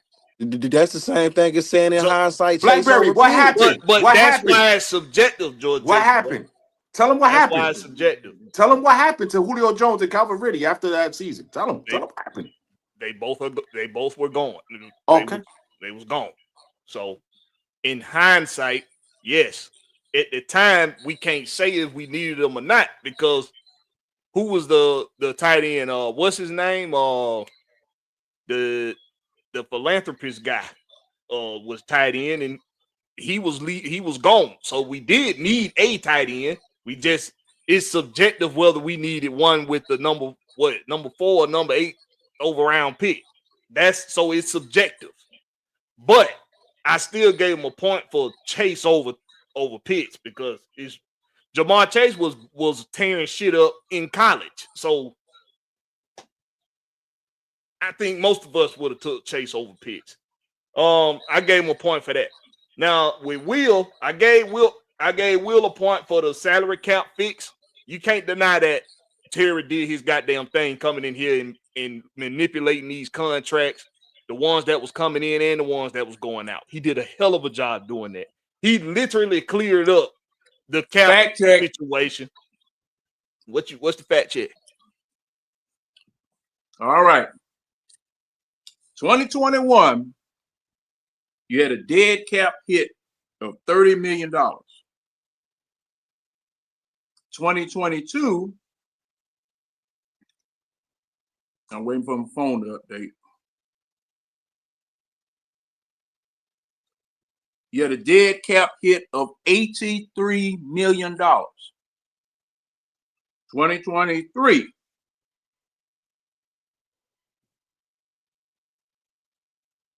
Come on up here, you. You had a dead cap hit of $25 million. 2023 was when we first started to be able to spend money. Those dead cap hits, even though the salaries were gone, there's a dead cap hit for trading Matt Ryan, having Julio's salary there, so we didn't have any money. We had players on Arthur Smith's team that Dollar General didn't want. Great Savings turned them down. And we had to put together a defensive team as well as an offensive team with spit and baling wire because we just barely had enough money to sign our draft picks. Okay. These people fell off of the books. Terry Fontenot and Arthur Smith just happened to be here when these people fell off of the book. They didn't fall off the book. He got them off the book. Wait a minute. No. You can't get dead. Hold on. You can't get dead cap money off of the books. That's the same problem. Wait a minute. Will, I got you. This is my judgment. Okay. John. Uh-huh. How does those contracts, what has to happen for those contracts to fall off? The time to run out. No, you got to release them. No, right? No, you released Matt Ryan, but you still had a dead cap hit when you released him.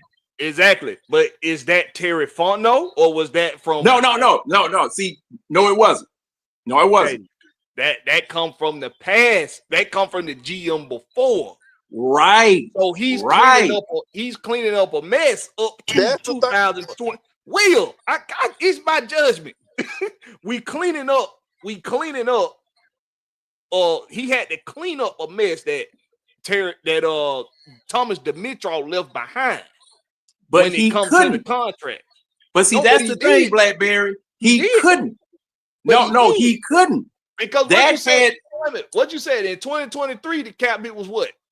The dead cap. 2023, the cap hit was $25 million because Matt Ryan's contract fell off of the books. Because he got rid of Matt Ryan at the right time.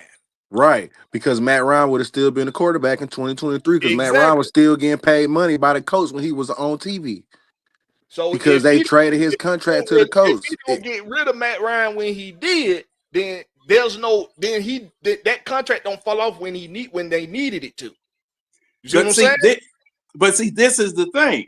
So in 2022, when 2021 and 2022, the Falcons didn't have any money. None. Okay. 2022 is when we had that $83 million cap hit. Okay. There was nothing. Huh? What year did Terry get here? 2021. Bingo. He got here in 2021. And he knew that when he got here, he was facing an astronomical salary cap that he could not do anything with for at least 2 years. It wouldn't go in what he do in them 2 years. What happened? What happened in 2023? You said it already. Matt Ryan's contract fell off. And the dead cap hit fell off because he got traded. Because he didn't traded. Matt Ryan would have still okay. Listen. When we traded Matt Ryan to the coach, he still had 2 years left on his contract. If you don't trade Matt Ryan's still here to 2024. That's true, but in 2022, you still had an $80 million dead cap hit that you couldn't do anything with because you traded Matt Ryan in 2022. He only played here 1 year. Exactly. He only played here 1 year under Terry Fontenot and Arthur Smith. If we don't trade Matt Ryan, his contract is still here in 2023, and it's still going to be a bigger dead cap than $25 million. $25 million. So he gave himself the amount of time. You already took said that sacrifice in 22 of the $80 million dead cap to have better cap in 2023. Because if you don't trade Matt Ryan, he's still part of your cap in 2023. You don't got no big. And you don't have okay. Look, that's just like right now. If they would have cut Kirk Cousins right after last season, it would have been a big dead cap. But if they cut him at the end of this season, June 1st, it's going to be $35 million split in two. So we got to move on. We got to move on though. We got to move on. We still need to debate that because there's some stuff y'all that I'm not clear on that we need to talk about. But let's move on to the next. Let's move on. Got to get into. All right. So I gave you a point for that, Will, for the salary cap fit. I gave you a count for the Tyler Algier point because he did draft Tyler Algier in the mid rounds and he was 1,000-yard rusher. That's a big point. Then he said, I gave you a point for the handcuffs point too, because he was handcuffed from doing a complete job as general manager, and yet he still did a good job of bringing in talent. So I gave you a point for that. I gave you a point for the Kirk Cousins first major injury point because it was his first major injury. He did not have a long history of injuries in his career for major injuries like ACLs, MCLs, Achilles, or the such. So I gave you a point for that. I gave you a point for the getting rid of Grady Jarrett because I know that was hard for you because it was time for Grady to go. So he got Grady off the roster. But I took away a point for your depth argument because we ain't had good depth. The depth has been an issue. So I had to take a point from that for that. Gave your points for the Cousin contract was manageable because that's what a lot of people don't when you don't. Fat check. Okay. Have we not had depth or have we not had talent? Which one are you arguing? It's the because same. it ain't. It's the No, same it thing. ain't. You don't didn't have have Because this depth. past you season, do didn't this not have past have good depth. season, enough talent backing up your starters. You It don't wasn't have good you enough. don't have any depth on this team. The depth backing up your starters has not been Hey, good. look, we have depth on the team. We don't have coaching on this team. Cause the free agent he was bringing in here to be depth pieces. We all That's a thought they was great pickups. that's a difference. That's a We different got bad coaching, Mm, bro. It's that's a a difference. different argument. That's a We got different bad. argument. The That's a Well, depth, different argument. let me ask this. Let me the ask depth. this. We got to get on to the second round. The depth ain't Oh, been good. I took away a point for that. Gave you a point for the Cousins contract was manageable, and I gave you a point for the Pitts had a great rookie season. So Will got more points from me, so therefore I got to give it to Will. So round one go to Will because Will got 3 votes. Round one go to Will. Now the next round, Wolf don't think Michael Penix Jr. was a good pick, right, Wolf? Yes, sir. All right, and I know Big Will think he was a good pick. So who want to go first on that one? Yeah, Big Will. Coin flip.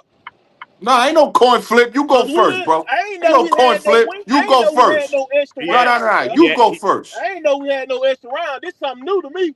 he So asked coin flip. he Coin asked for flip. a coin flip. Don't It's be three. scared. Got Don't 3 be rounds. scared. All right, listen, I'll go first. He's scared. Oh, you Go gonna ahead and go? talk. He's scared. All right. Listen, look, the number 8 pick should be on the field, not in a surgery room. The number 8 pick should be on the field, not in a surgery room. He's 24 years old, by the way. 24. Okay? I don't even think it's guaranteed for him to even be as healthy as people want him to be in the next 2 to 3 years. 2 ACL tears. Another one, by the way. 2 shoulder injuries. Oh my God. He struggles against the pressure when he was playing. He this is a fact. You could check this PFL. He was the worst against blitzes, against the pressure. He was on an island by himself. Dylan Gabriel, this is a fact check. I'm fact checking me. Dylan Gabriel handled the pressure better than Michael Penix. He can't go off script. He can't. I never seen him scramble. And then in the summertime, Blakberry, another fact check.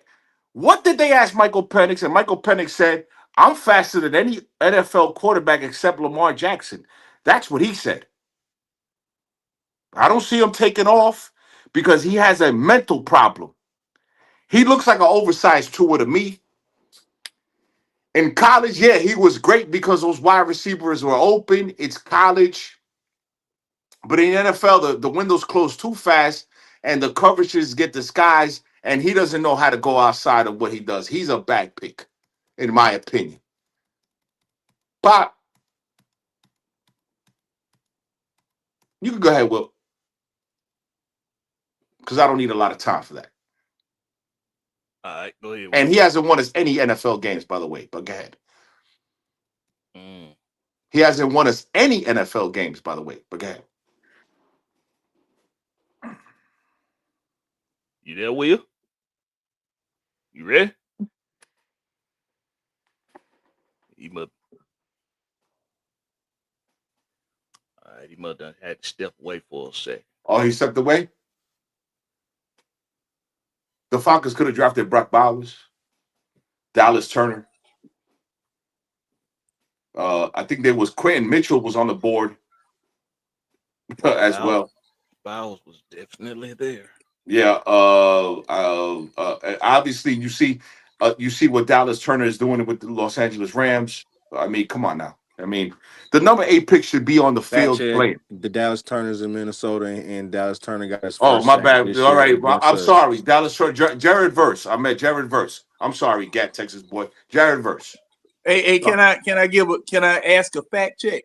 Yeah, cause Will ain't here, so go ahead. What's up? I'm back in the truck. What's up? Oh, okay. All right. It's your 5 minutes. Michael Penix Jr. was a good pick. Go.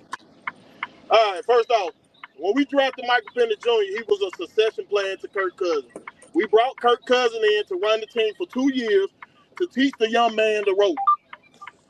Now, as you talking about injury prone, yeah, he had a couple injuries, which was in Indiana when they were using him more as a running quarterback. He had, you know what I'm saying? He didn't have injuries like that in Washington. He got injured in the pocket. That was a fluke injury. He got rolled up on. How many times we seen players get rolled up on and tear their knee up? We see that a lot in linemen and everything. He got rolled up on in the pocket. He wasn't running. So that was just a fluke accident. I'm chalking that up to a fluke accident. First off, the boy got arm talent. He got arm talent out this world. His footwork needs some working on. But when you talk about he got done it's not good under pressure. That's because our offensive coordinator have no blitz beaters in his fucking package. His ABC goddamn crayon book play calling ass nigga ain't got no blitz beaters in his passes. So where do you go to besides throw the motherfucker in the dirt? If you ain't got nobody, no blitz beaters, no hot routes, you got this man taking 5 to 7 step drops when you don't need number 3 yards for a first down, and you know the blitz coming. He have nobody to check it to. So what do you chop that up to? And Dylan Gabriel has better weapons. Go ahead. What? No, Dylan Gabriel got a better coach. He got a better coach. They're That's what both he 2 got. and 7. What the fuck are you talking about? They're both 2 and 7. What are you talking about? Your boy been on the field when he was able to be on the field. He's been on the field. He got rolled up on. That's a fluke injury. But he can't be held accountable for the shit ass play calling we get. This man up here calling plays with a goddamn Waffle House menu. A Cracker Barrel. He got a Cracker Barrel menu calling plays out that bitch. He can't do nothing with that, man. I'm talking about Michael Penix, not Zach Robinson. That's a part of Michael Penix. What do you mean? No. I'm talking about Finish. I'm finishing my point. He brought up the point that the man he said he ain't no good under pressure. The reason he ain't no good under pressure because your goddamn offensive coordinator ain't got no blitz beaters in his packages.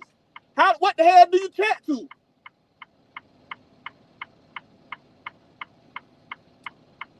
You can see the rest of your time. Yeah, back and forth. Man.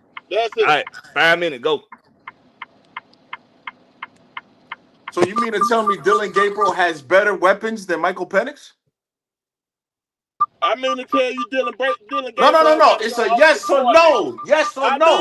You can't tell me how to answer the question. What the hell? It's a yes or no. Ain't no yes or no with me. I already told you that. I'm gonna give you a real answer. Ain't gonna no, man. It's a yes or no. I don't want to hear no long shit. I don't have no yes or no. I plead the fifth. How about that? Go to the next question.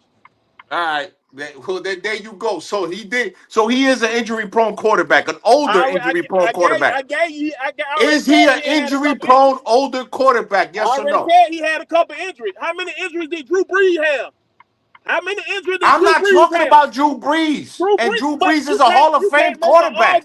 Drew Brees is a Hall of Fame quarterback. You can't make an argument about a quarterback and not have. Okay, would you take Dallas Turner over Michael Penix right now? Say what? Would you take Dallas Turner or Jared Verse over Michael Penix right now? No. Okay. No. Would you take Brock Bowers over Michael Penix right now? No, we had a tight end. at the point, so no. Okay, so you wouldn't take none of those guys? No. Okay. So what Michael Penix needs is a clean pocket, right? So let's not act like everybody went hyped about when we got Michael Penix. Stop flexing. Let's stop flexing now. I wasn't. Y'all flexing. Stop flexing. Nobody flexed over here. You know the Wolf. I ain't got videos of nothing about me flexing on Michael Penix. Wolf, bro, got that, bro. Y'all, folks, people. I'm gonna do it like this. You're stuttering, brother. You're stuttering. You're stuttering on this one. God damn it, bro. Come on, man. You're struggling right now. You gonna let me talk or what, bro? Go ahead and talk. You gonna let me talk? Go ahead. People was happy when we got Michael Penix. Everybody was happy when we got Michael Penix. So now that he in this shitty ass playbook, everybody want to say, oh, shit, he might not be the one. Nah, your offensive coordinator ain't the one, goddamn it. That's who ain't the one. I say you can't judge Michael Penix until he get with a real offensive coordinator that know what the fuck he doing. Okay, what games has he won? Us. Oh my God. What game? The only way we won games is because of our talent. It sure ain't been because of coaching. Wait a minute. But It what game definitely has ain't he been because won of coaching. us? What game has he won us? What game has he So put us on his back? he show out? Did he show out against the Buffalo Bills? Yes or no? No. What? No. He almost had 300-yard pass. Let me go look that up. Hold on. Let me look this up. Look, I answered very fast. I don't study. No. It was a great effort. It's a great effort.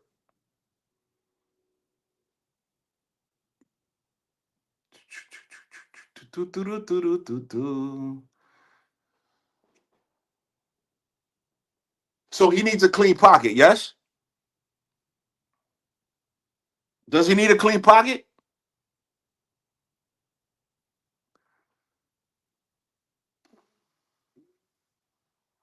Is he good at taking vertical shots? He had 250 yards against Buffalo. That's basic. 250. That's basic. It was a good effort. I told you, it's a good effort. Good effort. But listen here though, bro. Mhm. It ain't nothing about he need a clean pocket. He need a goddamn offensive coordinator that can goddamn call plays that know how to mirror his run game with his pass game and not be So, predictable, so the on his plays. okay, so the 3 and 29. That's all on Zach Robinson too. The third down conversions of 3 and The 29. third down is definitely on damn Zach Robinson. What the hell kind of It's question on is Zach that? Robinson only. What?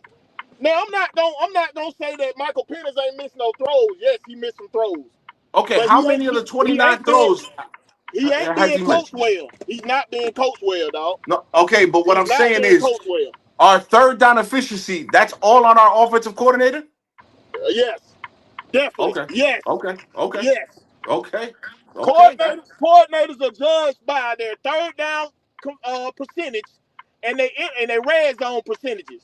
That's what they make their money from. And And who goddamn has to make that throw? And who has Zach to make that Robinson throw? sucks. Zach And Robinson sucks. who has to make the third down throw?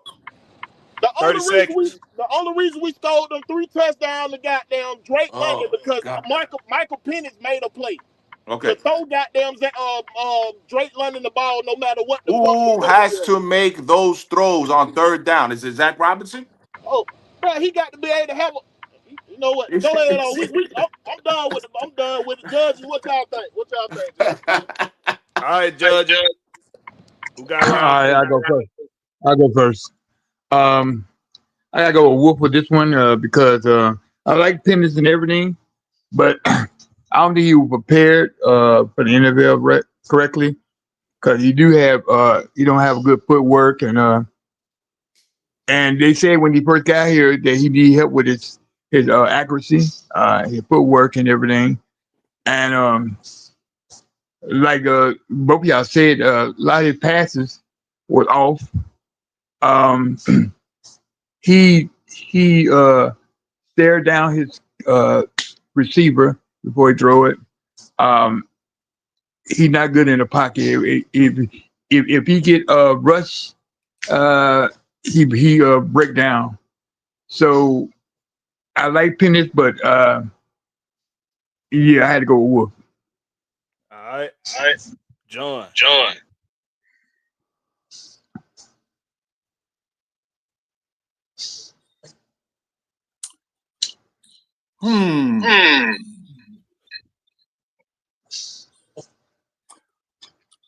At this point, and I'm hearing a echo. Yeah.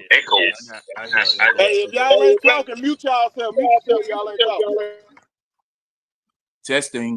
Testing. Go ahead. Okay. Good.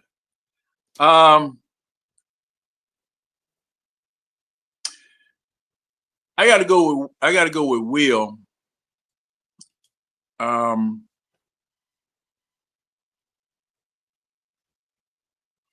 He made some good points, and so did Wolf. But I have to give the nod to Will at this time. But as in the previous debate, there's still some further discussion that needs to be had.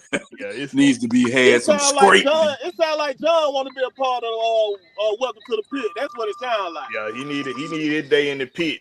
It ain't gonna be the day. I kind of do.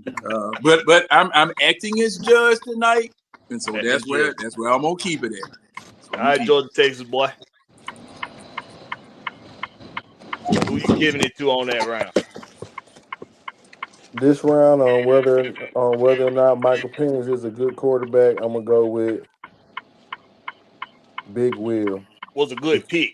Whether he was a good pick. Yes, I feel like he was a good pick because if we didn't take him at 8, he was gonna get picked at 9. And if we didn't take Michael Penix that year, then there was gonna be a big debacle about whether or not the Falcons should draft. Now, hold on, Judge. Let me remind the judges. We judging based off of who had more credible points and who was more convincing. Not just that you agree with that person. All right. So just keep that in mind, Georgia Texas boy, and ATL 251. Just keep that in mind. All right, go ahead. Finish. You can finish.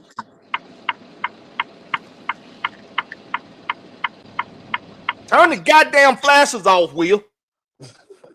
I thought I was still muted, motherfucker. My bad. God damn. Goddamn Barney Fife ass truck driver. Turn off the goddamn flashes. I was hoping he was gonna go ahead and make that left turn.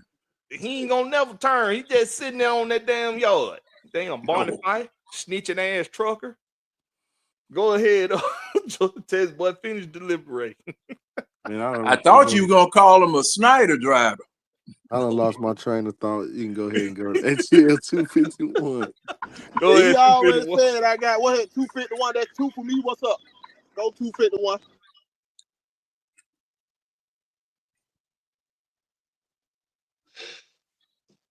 I'm kind of tore about it, but I mean, I got to go with Will on it because I mean, I think he was a decent pick.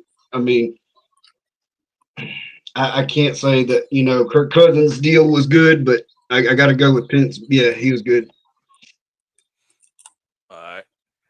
I was going with Wolf. I think Wolf made more credible points. Will, you had opportunities there and you missed them. But you did. I like the point you made. You said because he was labeled most league ready by a lot of people. And he did get rolled up in the pocket this previous injury. And hold on, hey man, I gotta ask a question. That could happen to anybody. I gotta ask a question.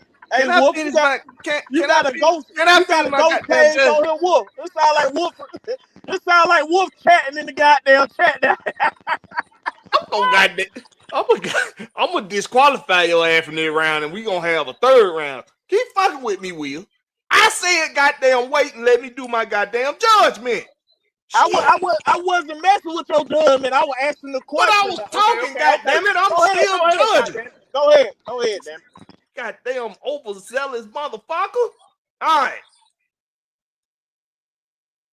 I was giving that round to Wolf, but Will done got the votes. It's 3 out of 5 on Will. So Will got round 1 and round 2. So that's it. Will is the winner of the goddamn debate. You I ought to disqualify your motherfucking ass for interrupting people takes all goddamn night.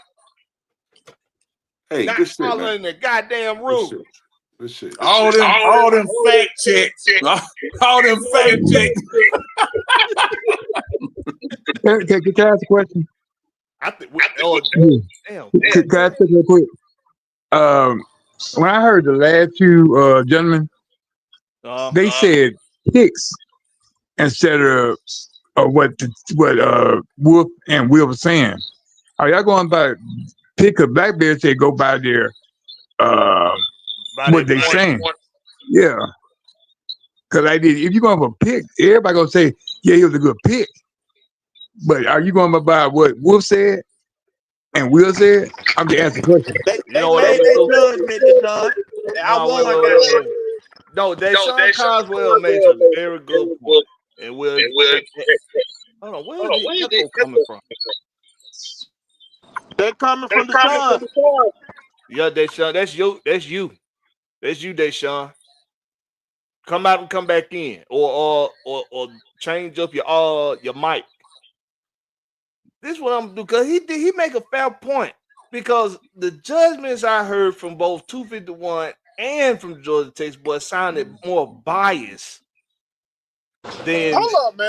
How you they trying to But did. you sway this? going off, They How but you you sounded trying going to off sway what this, they they man? sounded said. more Because if biased. I You trying to sway because this shit, Blakberry? What the hell because you got listen, Hold on, going wait a on? minute. because Hold on, listen, What wait the a hell because minute. you listen. got No, no, going no, If on? I hold on, no. This is what we're gonna do because he's right.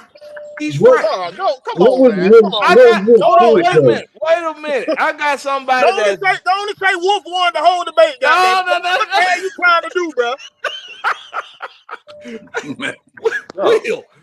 I, Will, calm Will, down. relax, Will. Jesus, Calm down. relax. This You is what we won, gonna bro. do. Relax. This is You what we won. gonna do, bro. This is what we gonna do. Cause Deshaun Coswell brings up a good point. A137 sauce been in the back. Listen, this is what we gonna do. All right. A137 sauce. We gonna count his vote. Okay. If he votes Wolf, we gonna leave it up to the chat. If he vote Will, then Will wins. Okay. A137. Are you there? A1, are you there? You're not muted, but I can't hear you.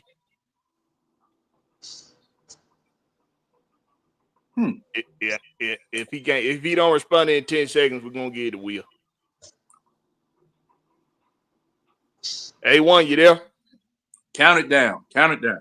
10, 9, 8, 7, 6, 5, 4, 3, I'm 2. here.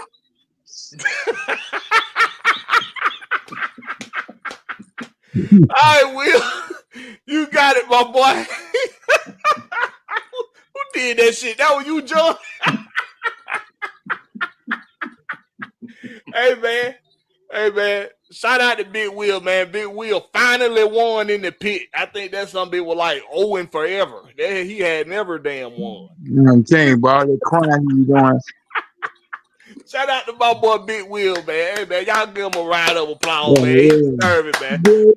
He came with it. He came with it tonight. Man, He came with it. don't round no applause me, motherfucker. Y'all ass be goddamn cheating when y'all judge. That's why the hell ain't won shit. The hell you talking about? Get great. You literally won in favor tonight. You still gonna get on the I don't judge? give a that because you just made that statement talking about I'm owing forever. Y'all ass be You was, subjective in nigga. this You had goddamn in this matter of fact, judging shit.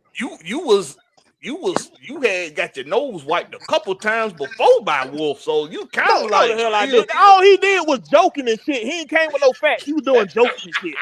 That's all he was doing, Hey, jokes. listen, look, you act like you won by a landslide or some shit, man.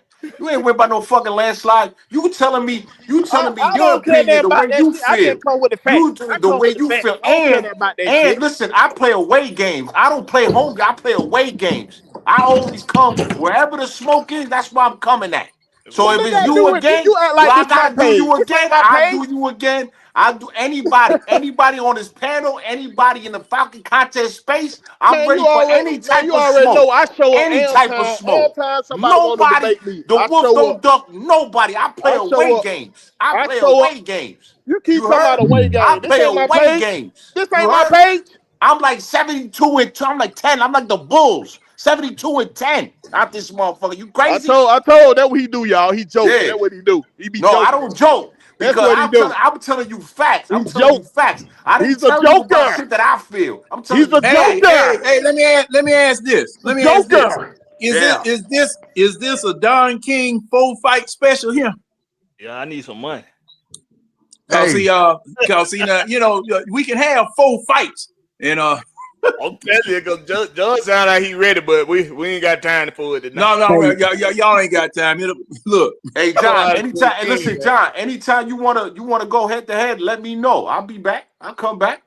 hey hey, man, pick a subject. Listen, whatever you want to do, we'll be back and we'll do it. And give me like a couple weeks. Do it Next in week I'm a another little 2 busy, weeks. but hey, I'll come Okay. back. Hey hey, man, Blackberry. Hey, I Blackberry. like this. I Yeah, really Okay, like bro. this call. yeah. Hey, You know, hey, I don't care Blakberry. whether I win or lose. I just want to You argue. listen, it don't That's matter. how I Listen, I am, don't bro. ever look. That's how I am. Hey, bro. Everybody in the Hey, chat, who is everybody in the Mr. chat. John Blue? John Boo, who is that? You done brought Slick over here with you. That might be some I Slick don't know who around that is, man, but tell him, man, that he can bring it to the pit, man. there. Hey, Tell him Who hey, that bring his now? ass. Tell Look, him bring his ass up here. look. Hey, look, man, this is great content. At the end of the day, it's great content, bro. It's great content. So you know what I'm saying? Listen, whether I get swept, I don't care. Listen, Big Country, you come That's up and I smoke Big Country too. Is I don't care is what that you Big got. Low? Big Brother Is Low, that I Blue. Big smoke Low? Big Low. I smoke John. Whoever wants smoke with the wolf, I'm here for it, bro. I'm But, here. but listen, we all in here don't be big Hell, Big head. Low country. Yeah, The next time, Wolf, you do a goddamn bring it to the pit, share it with your page too. I don't want to hear nothing about goddamn I come to away games and shit. I don't No, want to I hear that come shit. away. I I don't don't want to want to hear share it that to my shit. platform. I want to Yeah. share it to my platform. I'm saying, listen, this is Blackberry. This is Blackberry. This is to the pit. We're going to keep it right here. We're going to keep it right here. And then, you know what I'm saying? You got me today. It's all good. Listen, even Godzilla take a L's sometimes. But Godzilla gonna come back. The wolf gonna come back, and I'm gonna smoke everybody. So it's all good, man. Listen, Big Will. I Let me make always, this. Let me always say mad this real respect. quick. Always You mad are, respect, you Big Will. already Always, know. You know, I'm the always, only one. I'm the always. only one who be debating your ass. Don't nobody else want to come up. Wait a Don't minute. Wait nobody a minute. else want to But come up Will, and debate. you just had a great idea. Because Yeah, I don't mind doing that. I would take the pit to any platform. but yeah, If look, yeah, I will take it to any platform and I will yeah, promote the hell out of it but over there. Blackberry, You we just all gonna tell be me. Cause yeah. Blackberry. I like neutral ground type shit. So That's hey what I'm man, talking about. I'll take that shit anywhere, man. We can have it over there on the eye test. We can have it over there on Wolf Respectfully. It, it don't goddamn matter to me. Hey, But yo, shout out to Blackberry, Big Low Country, man. Listen, man, shout out to you, bro. Shout out to everybody in the We Blackberry. chat. can have it over there on Bit Low Shout Country. out to What's up with everybody, you, Phil? man. Hey, Yeah, shout out to hey, hey, everybody. hey, Hey, John. hey, Black, yeah. Like a couple weeks, if Blackberry want to do it again in a couple of weeks, man, we could pick a topic and we could just, we could just talk and let's see what's going on, bro. Let I me would get Hey love to with man, debate. you know, like I said, you. win, lose, or draw. I just Yes, love sir. to argue. Yes, Everybody sir. at Hell yeah. Blackberry know that. Yes, sir. According to Blackberry, I'm 1-3 now. But According to listen, Blackberry. You are. I What? did I did want to now that Blackberry is the host, I did want to get Blackberry in the pit about these rookies we got. Shit, but when you want to do it? I know I want to get you in the pit because of these rookies. I know you love your boy Billy Bowman. I ain't got to do no research. Cause I know, I got notes. I I got know, scanners. I know, Hey man, I know. we can do it. Listen, and Georgia, Texas boys, salute to you, salute to ATL 251, salute to everybody, man. Deshaun, everybody, man. Salute to everybody, bro. This is good content, man. This is just good content, just having fun. And man, I just love to be a part of it, man. Just love to be a part of it, man. Shout out to 330 in the chat. Shout out to everybody, man. Yeah, that's right. I mean, man, yeah. Shout out to everybody, man. I like this pit idea Yeah, because Good it shit. yeah. Good shit. remind me of what ancient Rome. Two men Man, enter, who one the man hell leave. is who is Two this? men enter, one Who is man leave. who is the who is this? Hey man, this biggest fan shit, man. Look, I appreciate y'all, man, but y'all cut that shit out, man. But look, Cut it I out. want to carry Blackberry. I'm not Blackberry. I want to carry Big Low to a music contest on here. Uh-oh. We'll battle against 90s music and see who Oh, Oh, wins. hold on. okay. What you mean? What you mean? Like what you mean? I want to be in the pit against Big Low, 90s music, bait. Oh, Like hip hop and stuff, or like all type of music you talking about? All time of 90s music. You can pick like this. We gonna go against each other and see who know 90 music better, me or him. Okay. oh, now Oh, that's different. Hey, Low, Well, did you hear that, Low? somebody gonna have to compile the questions beside those two. Yeah, All right. it will do it. We'll have a form similar to this where we'll have 5 people that each person get to choose a category. Yeah. Yeah. Each person, Yeah, I do so that. 5 people choose a category, and that's how we'll do it. Hey, before we go, John, do you have a topic you would like to discuss, like the debate? Do you have a topic in your mind? You want Anything that? that You got the eye test. I test? Yeah. Do you have anything in mind? Cause see now, the two topics you guys were talking about tonight about Terry Fontenot, whether he deserves to stay or not. That's one I definitely want to. That's one. Plus the Michael Penix conversation. Both of those are two topics I can definitely debate. Do you want me to be pro? Do you want me to be pro and you be against, or no? Take your pick. I mean, I could be pro. I could switch up. I could be pro. Well, see, I was going to be pro. Thinking about it, I was going to be pro on both of them. Okay, I could be against again. I could bring different facts. Yeah, hey man, Okay. Yeah, I was going to be pro on both of them. Okay, Blackberry, you want to do it after the Thanksgiving holiday? Because I'm gonna be busy next week, so we could do it the week after. It's gonna have to be after next week, because I'm gonna be on my back. I'm gonna be on my back Thursday and Friday. Yeah, definitely. And I'm gonna go to the. I'm gonna be in Atlanta for the Seattle game. So do you want to do it after that? That's fine. Okay, I'm open. We'll coordinate with Blackberry. Then we'll get on. I could be against. Trust me, I could be against. So I got a couple of different ways I could go. I just wanted to do that with Big Will because I know Big Will was very, very pro Terry, even in the summertime. He was very pro. And I think he has some good points. Listen, I think Terry did some amazing work. I think he did. I'm not saying that he did it, but I could be, we could walk down that path again, John. No problem, man. Hell yeah. No, hey man, no problem. Just remind the old man about certain things because I don't forgot what my damn name is. John is like the damn. He's like the OG in the damn content creating world anyway, man. When it comes to these sports, man, John, especially over there on We Talk Hawks TV. See, he used to be more calm and laid back over there, but he been having to cuss out them young boys lately. John be turning up on that. Hey, Blackberry. Look. They have a zeal, but not according to accurate knowledge. Hey, John, do you want to go? Do you want to go from 2021, 22, 23, and leave out 24? Just do them 3 years, or do you want to go throughout the whole thing? The whole thing. The whole thing. Okay. I got you. Shout out to Georgia, Texas boy ATL 251, man.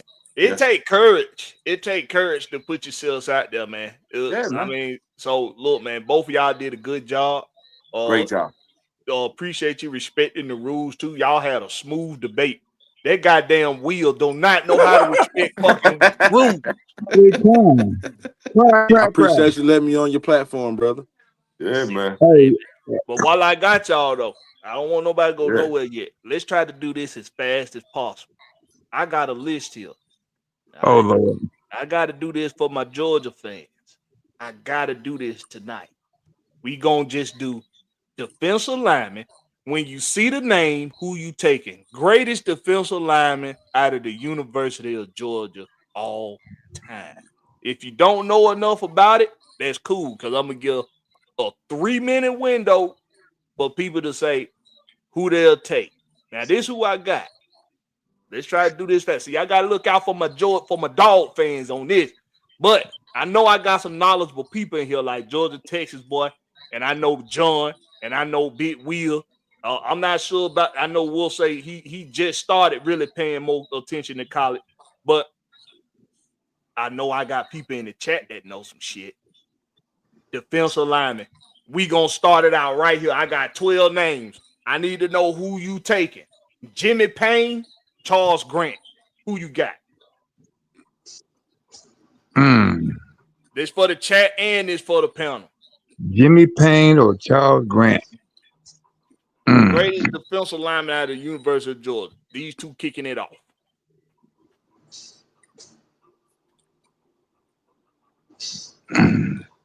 Oh man. Oh yeah, the defensive line is hard. Charles Grant. Yeah. Charles Grant, man. And I might take you. Hey, get back to me. Hold up. They was for Deshaun or they was for everybody? What it was for? It's for everybody.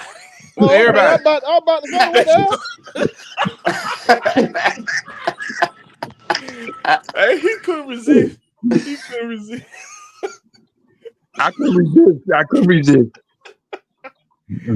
All right, man. Jordan Texas boy say get him Charles Grant. Yeah, Charles Grant.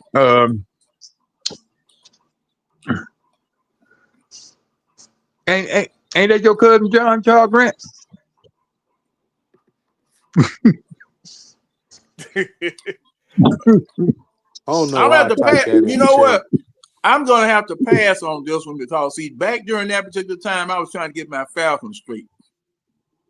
So I looked at Georgia, but I was not up on it as far as specific people on the defensive line. Because, like you said, that's hard. I would have to look at some tape. Yeah, Charles Grant was a good one. Wait, Blakberry, you talk about the guy that played for the Saints? Yes, Charles Grant did play for the Saints. Yeah. Yeah. Okay. Not too knowledgeable on Georgia football. Jimmy Payne. He was like the 70s, like mid 70s. Also, that. Oh wow. Early 80s. Yeah. I'm gonna take Charles Grant too, though. Yeah.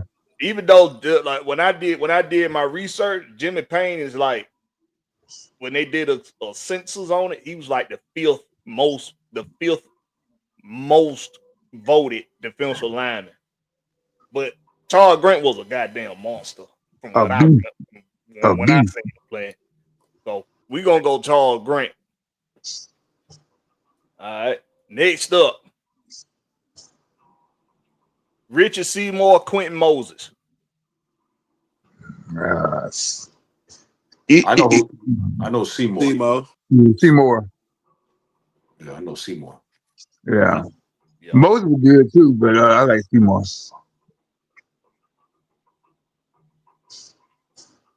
Let's see what the chat say. Seymour hits, though he did. They say Charles Grant, Seymour. You got a couple for Charles Grant. Yeah, Seymour Born Hills.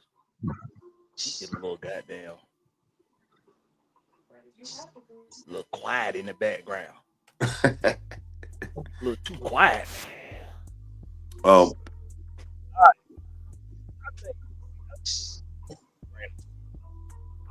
Quentin Moses. Quentin Moses, though, was a big old boy. That joker was. Yeah. He was colossal. So, but I'm going to give it to Seymour, too. Yeah. Quentin Moses was a wall. Yeah, he was. But Richard Seymour was on another level. Yeah, Seymour hit. Seymour sex. Next up, Jordan Davis, Jarvis Jones. Whoa. Man, but can you really count Jarvis Jones as a defensive lineman? Because he really was an outside linebacker. Yeah, he was bouncing around. He played mostly in the dirt. But Jones was a beast too. Yeah, because you right. Georgia Texas boy. A lot of outside linebackers for Georgia played on the line and they played standing up. And they switch them in and out. My bad, it was too loud in that warehouse. That shit loud as fuck. Yeah, you good. But yeah, that's always been the case for Georgia defensive players. But yeah, Kirby like the defensive lineman. Well, Georgia like do that shit, period. Yeah, period. That's their culture in Georgia on the defense. Versatility at linebacker and defensive, at outside linebacker and defensive line. That's I'm trying to get JJ or JD. JD got the championship, but I don't know, man. But Jarvis Jones and that defense, it was like a statement. I don't know. Hold up. Did you just pick Jarvis Jones over Jordan Davis? I haven't made a pick He yet. made it to it yet. Oh, okay. Really in the chat say get him Jarvis. I'm gonna have to go Jordan Davis. I ain't never seen nobody goddamn dominate like that boy did. The Yeah, only man Jordan I seen, Davis. the only man I seen dominate better than him was goddamn Jalen Carter, and they played on the same damn team. Yeah. yeah, David was a hit master, man. I don't know, man, because Jarvis Jones came up in some clutch moments, man. Yeah. Man, we can't just sit here and say that Jarvis Jones, man, No, we're draw, not saying he didn't come draw, up in clutch moments. We saying draw. was he better than Jordan Davis? We only saying that because they won the national championship. That ain't no hell no. Jordan Davis dominated 3 years straight. He didn't show up in in one of them Alabama games though. Huh? Yeah, he had somebody hold his beer. They was double teaming and triple team Jordan Davis. He had somebody hold his beer. Right there. What'd you say? He had somebody hold his beer. He had somebody to hold his bill. Yeah. Oh no, man. I'm kind of like Big I got Will. a draw, man. Jordan, I got a draw. I kind of get an edge to Jordan Davis. I get an edge to him. Just because he did Jarvis. Now, if y'all think about it, like you said, Jordan Texas boy, he stood up a lot, which means he didn't take on a lot of double team, as many double teams as Jordan Davis had to take on. Right. So, And you did say lineman, right? yeah, he's listed as a lineman. So, Yeah, Jordan Davis, yeah. Yeah. Yeah, I I got to did go do with it. Jordan Davis too. The dude was he still is. He's a monster, bro. He's a monster of Psychotic. Philly, man. He's psychotic as fuck. Yeah. Yeah. I might have to watch him when I get out there. Him and some of these guys, boy, woo. They crazy as hell. Georgia got some crazy ass players, boy, over history, boy. All right, so we're gonna get out into Jordan Davis. Hold on, what somebody said in the chat. I don't know. Jordan Davis had more impact. I think so too. Jordan Davis get that one. All right. Jalen Carter, Geno Atkins. Damn, Blakberry. Ooh, I know. God dang. Well, It ain't me, bro. It's the list. I can't help it, bro. Trust me. When you see the next few names, you're gonna be like, damn, it's hard. Man. I'm gonna go Jalen Carter, man. Jalen Carter is a fucking animal in Philadelphia right he now. bro. He just crazy on his own. We going off NFL career or at Georgia? And just when you see the name, who you taking? Tell you, Jalen Carter. Oh no. See, man, I And don't know. He looked like Big Will. He keep the gloves in the trunk. I like that. That's facts. I like That's that. facts. I like That's that. facts. I like that. He will box anybody, anytime, anywhere. He don't give a fuck. He crazy as hell. I tell you crazy. But Geno Atkins would destroy pockets. He destroyed. That's what I'm saying. Like you can't. It ain't no easy choice between Jalen and Geno. Like that man said, what that guy said, some deep at the line being quarterback laps. That was Geno Atkins. He being a lap. That's true. Rarely say get him Geno. He said he was more consistent. Yeah.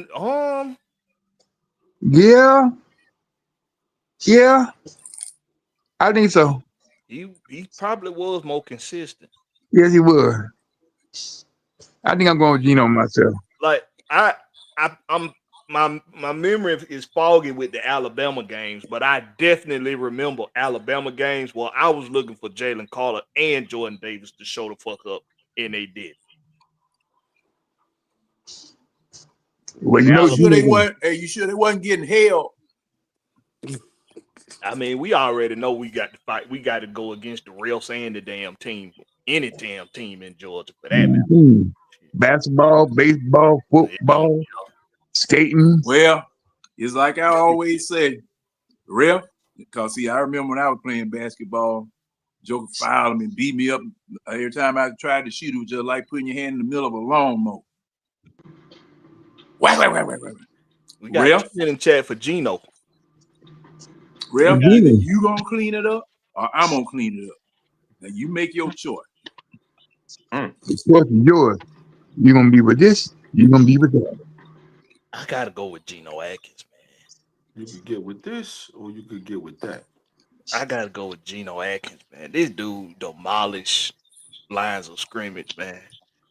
I don't think I ever remember anybody being able to run on that dude, bro. You want to talk about a run stuffer? And he was a pass rusher too. I remember when you clothesline somebody do the flip, that shit had me dying laughing, boy. You know what? God, like, damn, boy, you don't want nobody do you. I gotta go with Geno Atkins, man. Jalen Carter get the psychotic. He crazy as hell. But like Relly said, Geno was probably more consistent though. Yeah, Jalen Carter need a therapist. All right, Big Low say, let me tell y'all something. I'm a big boy, but have y'all ever seen Big Wheel in person? You can let him play it on that boy, baby. Big Will, that's why they scared to get the gloves out on you. Yeah, they great, yeah, that's why they know goddamn better. Huh? They know that's great to tell you. I got the gloves right here, Big Will too. Big Low say he going with Geno. I think it's Geno, man. I think Geno gonna take that one, man. Yeah, it's tough, but Geno got that one. All right. It don't get no easy. It don't get no easier. Hey, Blakberry. His name was Atkins, but he wasn't on no Atkins diet. No, he won, bro.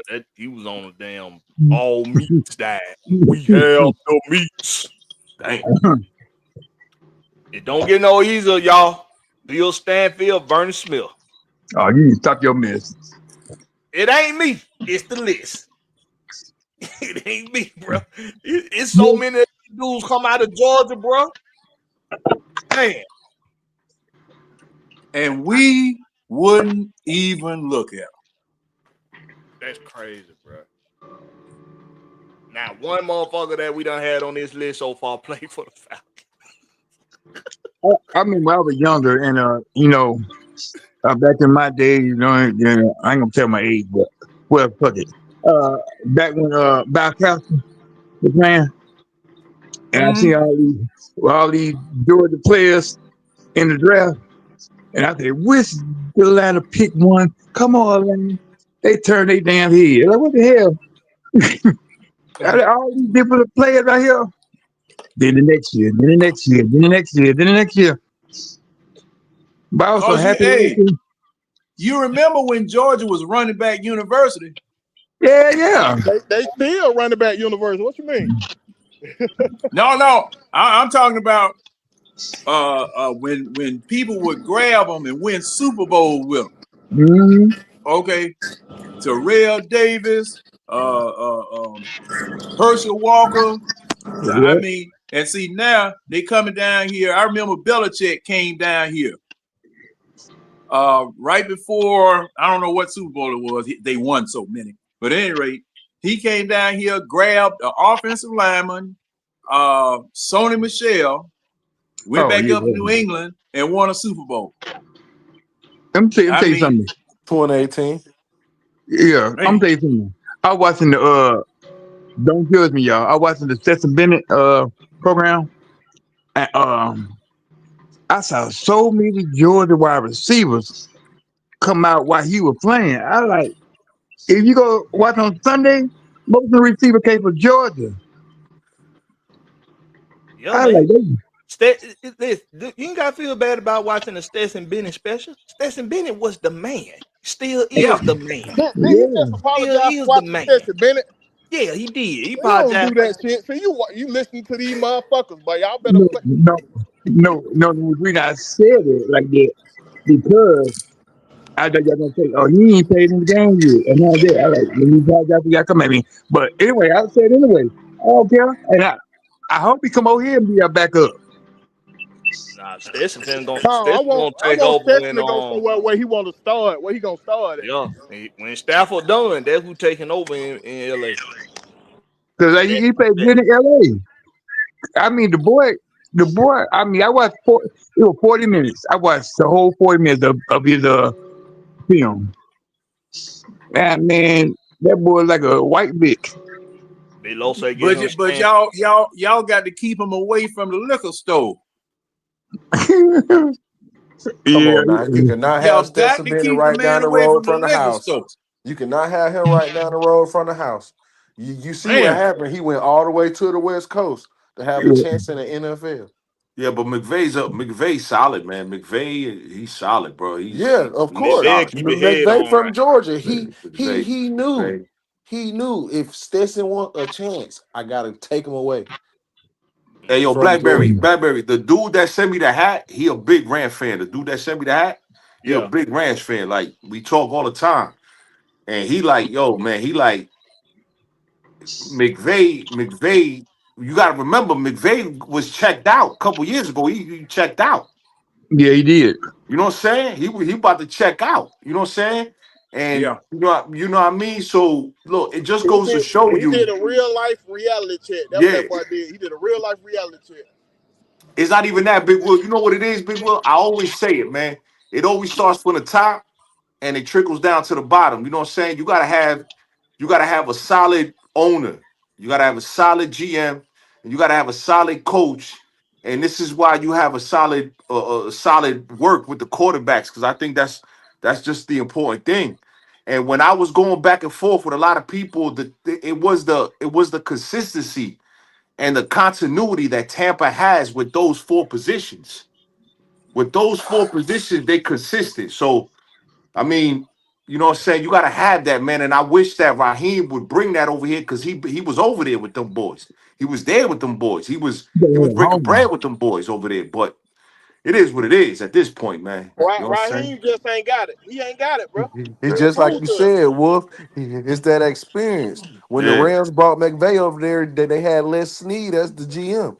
yeah. But Blackberry, I want you to finish your list because I got a question for you guys. Since you guys are from there, I got a question for all you guys when you finish your list, Blackberry, all right. about some I'm stuff. taking Bill Stanfield on this one. Yeah, cause Bernie was good and everything, but I had a feeling that he was something. I got Stanfield too, man. Yeah, I'll take Stan. Because some of these players, it's faculty. That's the right word, faculty. Vaguely, vaguely remember. Vaguely, you vaguely Yeah, remember me. Yeah, yeah. yeah. I don't remember too much from Vernon Smith. When my dad, man, my dad watched Georgia nonstop, Georgia Tech nonstop. So I was very familiar with Georgia. But I gotta go with Bill Stanley. I gotta go with Bill. So I think Bill's gonna take that one. Last one before we get to the next bracket. David Pollard, Freddie Gilbert. Oh man, you need to stop in. I told you it Ooh, didn't get no easy. I gotta take my boy Pollard. I got to. I'm taking Pollard too. I gotta go with Dave. Yeah, Yeah, I'm going with him too. because Pollard was like a video game to me. That Yeah, boy, that was like a Swiss Army knife. Put him on the end yeah, and that middle linebacker. that boy was everywhere. You know what I Yeah, mean? Everywhere. Now I know about this one, Pollard. Pollard. I Pollard, do know about this one.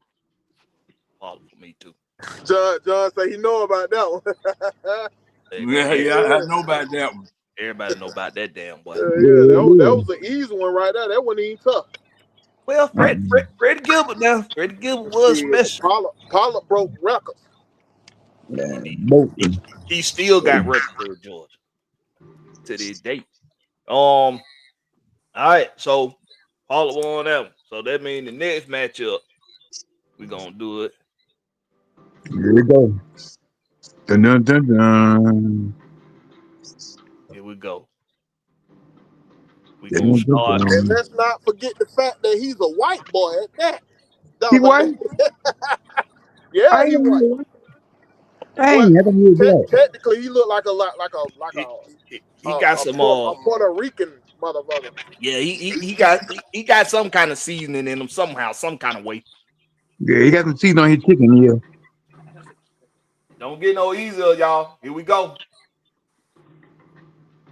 Dun, dun, dun, dun. And Shit, remember, I'm with Big Low. Pilot might take off with this shit. we finna find out. Charles Grant, David Pollard. Go. Pilot, Pilot. Paula. Pollard. pilot, pilot, pilot, pilot. Pollard on that one. He said, Lo said he thought he was mixed. Yeah, he got some kind of seasoning in him. He ain't just straight up white. I like watching that Yeah, he mixed a little bit, Low. He mixed a little bit. Hey, he like this old dog we used to have. We asked what type of dog it was. The man said he's a Heinz 57. He a germ? Now he got some of that Devin Ritter in him. Yeah, that Devin Ritter No. cousin. They don't know what it is. Nah. They up here in the north, they call us Spanish people germs sometimes. Oh yeah, I think I have heard that before. Yeah, they call us germs. My grandmother lives in Connecticut, and I definitely have heard that before. Yeah, they call it germs. Next up, so Pollard won that one. Stanfield or Seymour. I see more. Seymour. Yeah, Seymour. I can't stand the field, but I see more.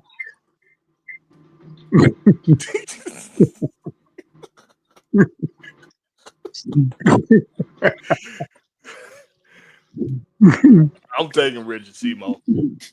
Sure. Oh, I think Seymour gonna win that one hand down. Really, 1090 say get him Seymour. Yeah, I think that one gonna be unanimous. Hey, but Bill Stanfield, a lot of them when he had the opportunity if it wasn't for Bill Stanfield. So yeah, you right about that. Gotta give him his flowers, man. Yeah, but you know Seymour.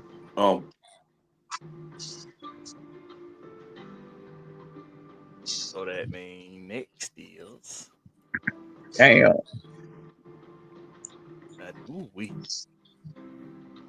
Oh. Well, man, I'm gonna get told you I'm doing football now. Chill out. Next My up. bad, y'all.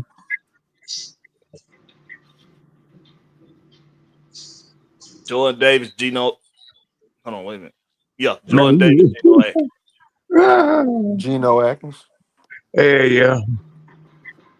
You got to get at the Atkins. Atkins a beast, boy. Atkins a beast. The whole wall at your ass. He has the meats. If he got a daughter and you come up and you a young boy came down and he opened the door, but you'll have you run down the street. That's your daddy? Bye. Sheesh.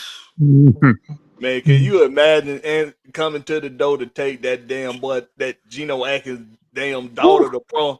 If this something coming to the door, gold chains, gold ring, here's a damn house. Let me tell you, man. Shit, then I'm a big nigga anyway, so he'll probably try to challenge my ass anyway. Yo, he'll size you up. He'll probably try to challenge my ass anyway, goddamn. Come on. Hey, talk about you. Your ass ain't 14, you're 26.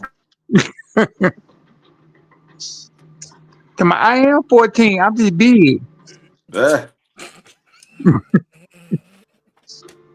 Shit. Shit. I'm taking Gino too, man. I think Gino got that one, man.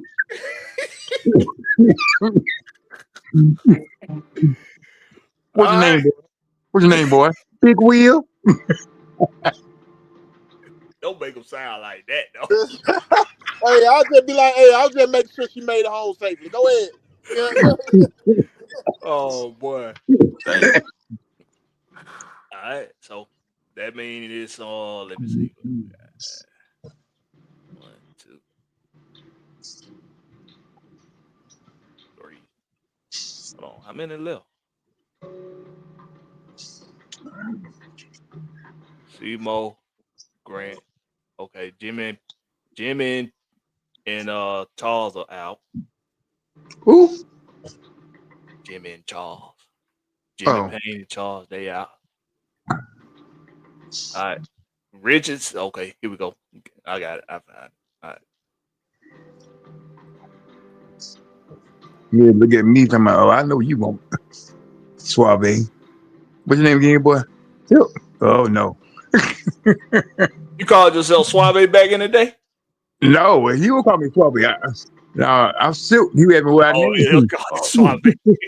somebody call you Suave up here, it mean different. I'll tell you that right now. Suave. Suave mean something different.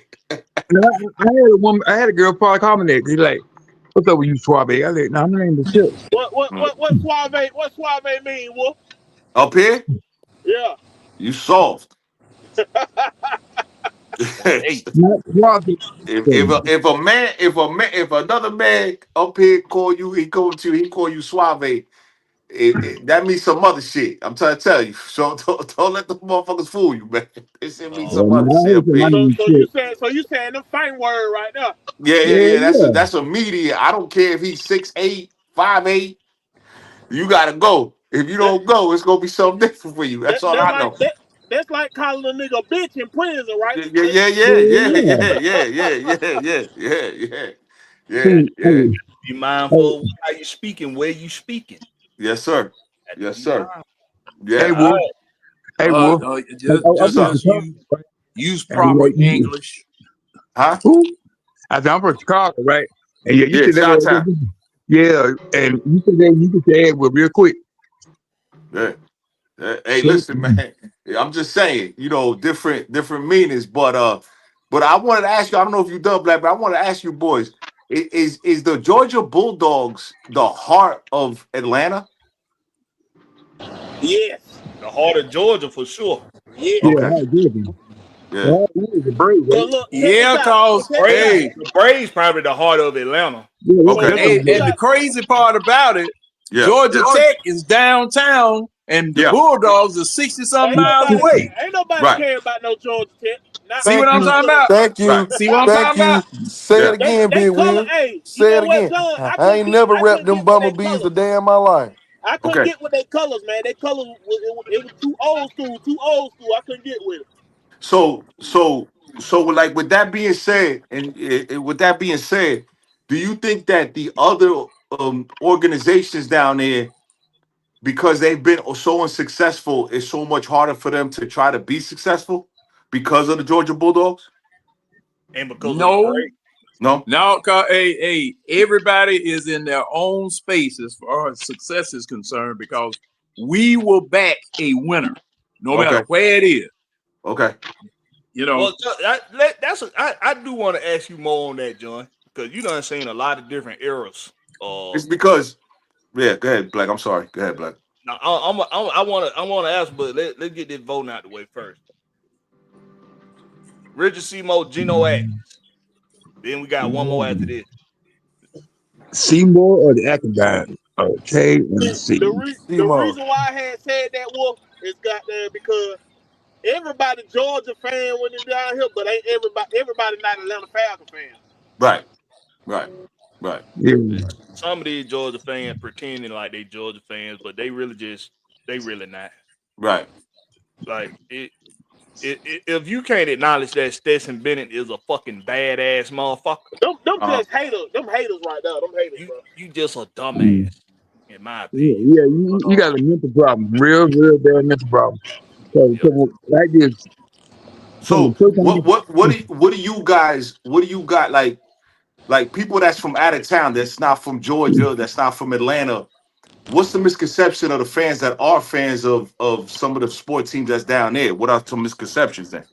They lie, What bandwagon? they Okay. lie. They I say hey if you, Okay. I think they do get the bandwagon label because when we winning, like when the Falcons winning, Mm-hmm. then that's when all of the fans come out the woodworks and everybody Falcon fans again. Right. But when they losing, it's like, man, fuck the damn Falcons. Right. That's how it is in Atlanta. But the reason why it's like that is, in my opinion, we such a mixed pot of people from different places. Like, it's so many people that come from other places here. But I've seen a lot of people adopt our hometown teams as Right. their own when they move here too. Right. So I think it's really like John said, it's really that we will back a winner here all day. Right. That's why the Braves get so much love in that. Yeah, Right. and we call them bandwagon fans. That's what they Right. is. Well, now, Well, a bandwagon fan gonna jump on the bandwagon of whoever winning anywhere. It don't matter what team. If you it is. can't root for your team until they winning, you're a bandwagon fan. Like, Sure. Sure. like my I don't. homeboy, I don't think. well, I don't agree with he that. had me now, wild now, in my Falcons fan. You know, for Chicago. I said when I first came to Atlanta, I started seeing Steve Carson. And I I said, can't "Look, hear you. hey, man, I you can't hear you, muffled. Deshaun. Deshaun, you muffled. You Yeah, I might can't be hear you, too bro. close or too far Yeah, away, you but are okay." I said drowning. my homeboy asked me why I'm a Falcons fan. You know, for you Chicago. still muffled. You You still still muffled, muffled. brother. You still muffled, I brother. want to hear what you got to say. Well, he didn't tell you that Falcons guy. It's too It bad. sound worse. It It sound worse, sounds bro. worse. Yeah, are you riding? No, that's Nah, good when they break it. that big wheel you hear sounding like I-75. That big wheel. Can you Yeah. hear me now? You know why? You know why I asked that? Because like up here, you know, the Knicks and Yankees always gonna be the heart of the city. They always gonna split right down the middle. And the Even though the Knicks Knicks ain't ain't won shit. one shit. I'm a big Knicks fan, but they really the heart of the city. When you go to the Giants and Jets, they compete for a little bit of the heart. It's like you said, Blackberry. They Giant fans after the fact. You know what I'm saying? You know, Yeah. they had Well, so much success with Lawrence Taylor and Pepper Johnson and them boy back in the day. But you know what I'm saying? Up here, it's always gonna be like if Patrick Ewing walk in, people gonna gravitate to Pat Ewing and Yeah. Derek Jeter sometimes over Lawrence Taylor. You feel what I'm saying? That's just Like I was fact. saying, You know what I'm like saying? I was saying earlier. Like I was Hey, saying at earlier. least y'all got rings up there. No, Yeah, nah. We Well, ain't got no rings down here. yeah. Well, that's why I asked, just because you know what I'm saying. Where like a lot of the times, like you know what I'm saying that like I try to tell people it's different demographics. Like, you know what I'm saying? As far as like Atlanta, I gravitated towards Atlanta when, you know what I'm saying, when Jerry Glansville was on the New York, like he made the Daily News, the biggest newspaper in New York. Jerry Glansville made that. I was like, yo, who? You know what I'm saying? But when I go down there and I visit and shit like that, it's like most of the people I talk to, they not Falcon fans. They, you know what I'm saying, either Dallas They Steelers fans, they Dallas Steelers, yeah, fans. they all over the place. And I'm like, damn, I'm like, now let me explain that. go ahead, please. Long time ago, and I Mhm. think it was up until the late 80s or early 90s, we used to have blackouts. Okay, yes. We were okay. The Falcons were founded in '66, but we used gotcha, to have blackouts. gotcha, We would see the Redskins or the Cowboys gotcha, instead of the Falcons on Sunday. You had gotcha. to know somebody in a bar that had one of them real satellite TV with the big black satellite. You remember the ones y'all used to have a long Yes, time sir. ago in the Yes, sir. backyard Yes, with sir. the motor that you could turn and aim or whatever. Well, you had some bars down here that would show the Falcons games in town. Otherwise, you would have to travel about 100, 150 miles outside of the city to even see them. Right. So you had Redskins fans and Cowboys fans down here. Then after Freaknik Yes, and sir. the Olympics, Yes, sir. people started coming here More and more and more.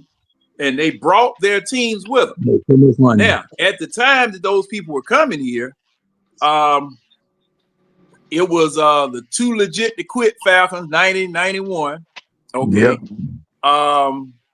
we had a little bit of success, and we were supposed to have gone to the Super Bowl in 1980 when the Cowboys came here. And we got on the national stage that way. And people coming here bringing New York Giants, New York Jets, Cleveland Browns, Cincinnati Bengals, Patriots, stuff like that. Those fans were legendary, generational fans because that's where professional football was born, up in that northeastern tier. Sure. And those people were just like those Cleveland Brown fans. Now, Cleveland hasn't won a Super Bowl, but Cleveland has won many championships. Right. Many championships. So these people were legacy generational fans. So that dog pound that they had before Art Modell's moved to Baltimore, and it became the Ravens. Right. See, them folk was hurt. I remember them going to the commissioner's office and acting a fool in the commissioner's office, trying to tell him not to approve the sale. And it was the same thing in Baltimore when the Colts left Baltimore in the dead of night and moved to Indianapolis. Okay. So thing is that we as the Atlanta Falcons have not had a legacy of championships, just like somebody said earlier. We haven't had a legacy of championships to sway other people from other places to adopt the Falcons. Now, if they adopted the Falcons, it was just because it was just like an old kitten that you saw outside. Oh, that poor little old kitty cat. We're going to take him and bring him in the house and feed him something. And he might turn out to be something. That's how they viewed the Falcons. And rightfully so. Rightfully so. Because if you're coming from Chicago and you come down here, we have nothing in our history to convince you to be a Falcon fan as far as rings are concerned. Because, see, man, and I don't know how many of you guys have been to the Football Hall of Fame. I snuck over there one time, man, and got to see I got to see what was going on up there. Man, look, let me tell y'all something. They got a Pittsburgh section. They have so many AFC championships, and then the 4 Super Bowls they had won under Chuck Noll, man. And I remember when they opened Flowery Branch, and they put out 1998 NFC Championship trophy there. One side of the trophy was burned up because the light had been shining on it so long, because it didn't have no other trophies to kind of break that light up. You serious? Damn. Man, That ain't right. And now we got 2. Now we got 2. And they changed the design of the NFC Championship because it was the George Halas Trophy. The George Halas Trophy had a big end in it. It was half of a stadium.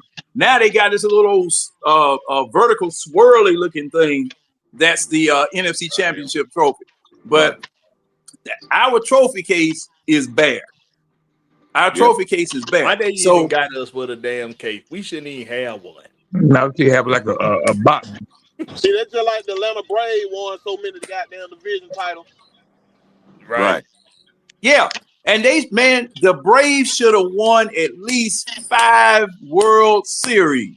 Yep. But that doggone Bobby Cox, man. Bobby Cox. I remember in 1991, I was working at the post office. We were listening. I mean, 1991, man, this city was up till 2 and 3 o'clock in the morning for all 6, 7 games. If they were late games, we were up. And man, when they said that they put Charlie Lebrand in there, that's facts. That's facts, bro. My dad wouldn't even let me go to bed. He made sure I was watching them damn games. He said, "Boy, you gonna be a ball player, but you know, we should have got him. We should have got Minnesota. But see, thing was, now I'm still pissed about Ken Herbeck pulling Ron Gant off of first base like that. Y'all remember that? Go back and look at Ken Herbeck was on first base. He was way bigger than Ron Gant. He took the glove and swiped back and hit Ron Gannon, just pushed him off the doggone base and got him out. Referee official just standing there. Just called him out. Look at that on YouTube. I remember Hold on. What his name is again? Say what his name is? Herbeck is spelled Hrbek. So John forgot how old we was. yeah. So man, I'm sorry. So do you guys think that the diversity after the 90s hurt the state of Atlanta, or did it help it? I think it helped it. Well, I'm diversity. Yeah, I think it helped because Atlanta was we were already diverse to a certain extent, because what a lot of people said when they came down here after the Olympics. Oh no, Freaknik. Yeah, Freaknik brought people from every corner of the country. Man, let me tell you something. Folk didn't know how we was down here. See, that's my point. Yeah. So the reason why I say that, the reason why I say that is because in the early 90s, you know, my sister went from Rutgers, went straight down to Atlanta to the you know, my sister was worked for the FBI for a lot of years. So when we went down in the 90s, like we didn't you know, my father was like, where you going? Where? Like we had no idea because we had been to Florida, you know, we had been to those places. We never been to Atlanta. Like I you know, I've been going down to Atlanta since before the Freaknik. A lot of people don't understand. Like I have a lot of ties, a lot of family ties, but it wasn't like it was now. It changed a lot. And my Hey, sister, Wolf, where were you coming from? Where were you coming from, Wolf? From New York, New Jersey area. Oh, see, you took 95. Yeah. You took 95. You missed Atlanta completely. Yeah. That little piece of Georgia you went through. Yeah. like me, I came in 91. I came to Atlanta. It was really nothing down here. Yeah. And until they started building years later. And cause it was so quiet. I had to go downtown, be quiet. Then certain part of the year, you see the whole city come down there. Cause in Chicago, people don't hang downtown. They go downtown to shop, and then they go home because everybody hang in the hood. They don't hang downtown. When I came to Georgia, they hang downtown. I said, "Well, y'all hang in the hood? Ain't nothing to do there." We did hang in the hood. Yeah. We did hang in the hood, but you had to have a pass. You gotta have a pass. Yeah, you gotta have a pass. Yeah, that's a you fact. had to have a pass in Reynoldstown, Mechanicsville, Pittsburgh, them little spots like that. Blakberry. Don't bring your ass up there. You ain't know nobody. You ain't know nobody. Yeah. So a Blakberry, John, everybody on the panel. So basically, when I started becoming a heavy Falcon fan, where I could start, you know, like really following the team. My problem was with Tampa always. It wasn't really with a Saints fan. Me and my wife, we got locked up in Montgomery County. I remember the day. It was Michael Vick last game with the Falcons in Tampa. Montgomery County. And in Montgomery, we actually they actually locked us up because we got into it with Tampa fans. At that time, they beat us. I think it was like 27-0. I think it was Michael Vick last game. So I didn't really understand the rivalry of the Saints till afterwards, because my whole thing was always I see more Tampa fans up here than I did Saint fans up here. Saint fans in New York City, they barely exist. If you see maybe one. I'm gonna tell you where the Saints rivalry got strongest for the Falcons and the Saints. When Katrina happened, so many of them moved to Atlanta. Gotcha. And you want to talk about one of the worst attitudes to have of people coming into your town, feeling entitled and having terrible attitudes. Because I was in high school when that happened. So a lot we fought them some bitches every day. Yeah. Taking jobs and everything. We fought them every day. They mamas and daddies taking our mamas and daddies jobs and people don't remember this. Marta got real bad. The transit, the local transit, Marta got real bad when all them folk from Louisiana moved over here. Gotcha. And it just caused so much friction between the two places because of the people that we was like, nah, fuck a goddamn skank. Fuck a New Orleans skank. No women. Oh, hey. Now let me tell y'all something. Now, some of them. Okay, now I can only speak for me. Some of them came, and since Blakberry, you and my man, y'all know the interstates. They came up 59 to 20, got Birmingham, and then tried to move toward Atlanta. Now, they came through Douglas County out here where I stay at. And the Douglas County Police Department, man, they were locking them up like stray cats. Locking them up, prosecuting them, and doing whatever. You know, they were welcoming the people with open arms, but it was just like y'all said, people coming entitled. They moved and got as close as Fulton Industrial. And they had the Battle of Fulton Industrial at the Mark Inn. Right there on Fulton Industrial. Man, you talking about shooting and cutting and whatever, and they stopped. And Fulton Industrial stopped the march. Stopped them. And the women were just freaks. Coming out here just getting up everything. The women came out here to turn to freaks. They were getting up everything. I was like, what you doing? New Orleans? How you doing? I was like, oh Lord. And the guys, they got little gangsters coming out here. I said, man, you don't want them Georgia folks on you. But you don't do nothing to us, Boldy. Yeah, man, they really did come over here with terrible attitudes, man. Yeah. And that's really where it kicked. That's what amplified the rivalry between the Saints and the Falcons. And not only that, when we would play the Saints, some of the dirtiest shit was going on. Cause remember that was around the time of the damn when they try to hurt our players. Bounty Gate. Yeah. And when they played us, man, when I tell you leaving the Georgia Dome, you thought you was finna get into a fight. You thought you was finna fight some damn body leaving the Georgia. Man, they were fighting. They were fighting. Man, it was. They were fighting, man. I mean, they were fighting in the stand. All now. The parking lot. Prior to the Georgia Dome opening, when we had Atlanta Fulton County Stadium, that's right across from where Turner Field is now. Right. It was a round cookie cutter stadium because Pittsburgh and Cincinnati had the same type of stadium. It was just a big round pterodactyl looking thing. Man, those were some of the best fights you ever wanted to see when New Orleans would come up here. Yeah. Because the Falcons used to beat New Orleans like they stole something. Beat the shit out of them. Yeah. Hey, the club called the gate. Say what? The club called the gate. Yeah. Over there.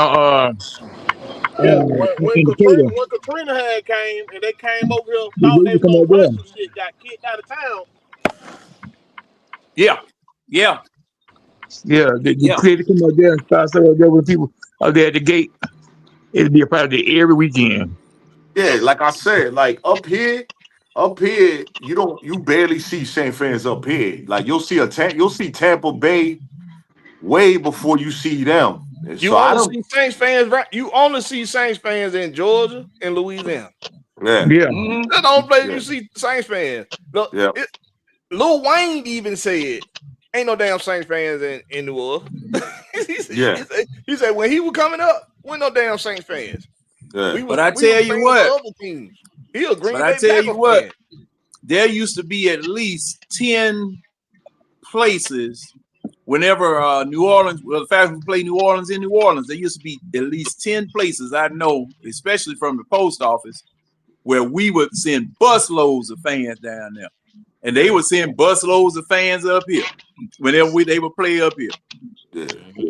Like, But like I said, you know what I'm Low saying? say, you see them in Houston. You see some in Houston. Yeah, Texas. Yeah, They in Texas too. yeah. You know what I'm They saying? in the Let Yeah. me pocket. ask you a question. Do y'all But that, think the fans is going to how you say that, get smaller each game this year? The yeah, fan base, Yeah, No, you're talking about the people that's going to attend the games. the attending yeah, game. Oh yeah, Yeah, oh but yeah, so what? but oh yeah. that's expected when you ain't winning, man. Yeah, That's yeah, uh, uh and, see, people got to remember another thing too, and we got to finish this voting. But You got to be able to enjoy a game though, man. That you all got to be that able. bullshit. I don't want to just go to a game and watch a losing product. yeah. right. Now I can support the team from my couch, watching them on TV. I'll Mhm. even go. I'll even tailgate. I'll even tailgate. But as far as going in a game, Right. and I know they losing, why would I? Why would I want to do that? Look, Blackberry. I get it. I'm going because I wanna support the team still and all. I'm going to the Seattle game. I'm going. I like to see my team. You know what I'm saying? I go down there. I visit my fam. You Yeah, know what yeah. I mean? You gotta make an event out of it. When they losing Yeah, like that, you gotta make yeah, an event. Like you yeah. gotta take it And as I an go experiment. Yeah. Right. and I go. And at this And when point, they win, it make it extra special. yeah, I like to go meet people. I like to talk to different people. I'm very, very sociable. And at the same time, you know what I'm saying? Listen, man, look, my wife would say, listen, man, like whether they win or lose, you got to go down there, support the team, and make sure, you know what I'm saying, you just, you know what I mean, have a good time. And that, you know, that's what I'm going to the Saints game too. I'm going to the Saints game. I'm actually going. You know what I mean? I'm going to Yeah, the see, Saints game. I think what it is You that know? what because in because I support so many other teams in it. I'm a Hawks fan. I'm a Georgia. I represent Georgia. I represent Georgia Tech. I like our other schools too. I like Kennesaw State. I like Georgia Southern. You know, I like Albany State, Savannah State, and I got ties to a lot of these schools. And then it's also so many other things to do in Atlanta to Sure. distract you from the Yeah. losing. That it's like, okay, I don't, what the Hawks doing? Okay, we gonna go to some Hawks game. What the Braves doing? Because you know it's that time that October. October is like the best That's the best month for sports Yeah. in the Yes, whole it year. is. So when October come, man, especially October, man, we find so many other things to do when Yeah. there's losing going on in one area, and it is what it is, man. Yeah, man. Yeah. But we taking Geno Atkins here. I don't I'm know. taking Geno. The chat said Geno. I'm Yeah, saying Geno. big I'm boss. taking I'm taking Geno. I think Geno got it. Let's go. So let's wrap this up. This the last one. This the final. And whoever take it here, they gonna have the defensive line group.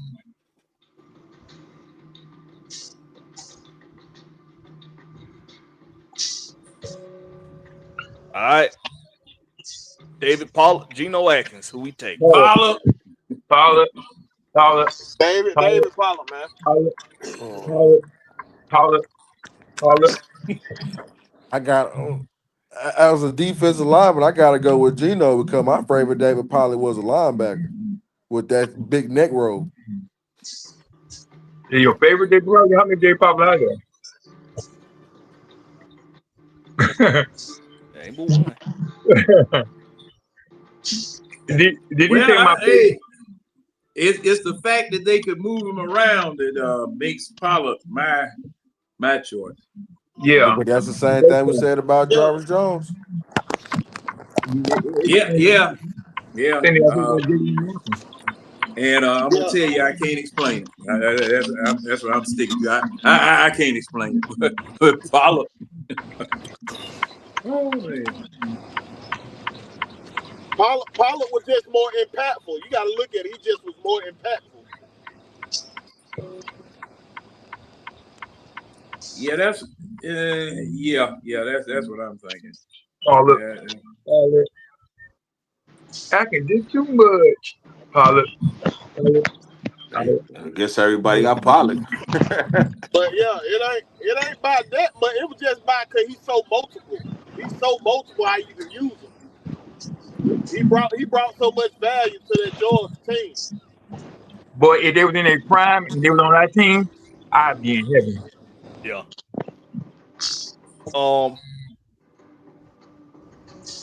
It's David Pollard for sure. Then I guess, man. Geno Atkins, bro. Let me tell y'all about this dude, man.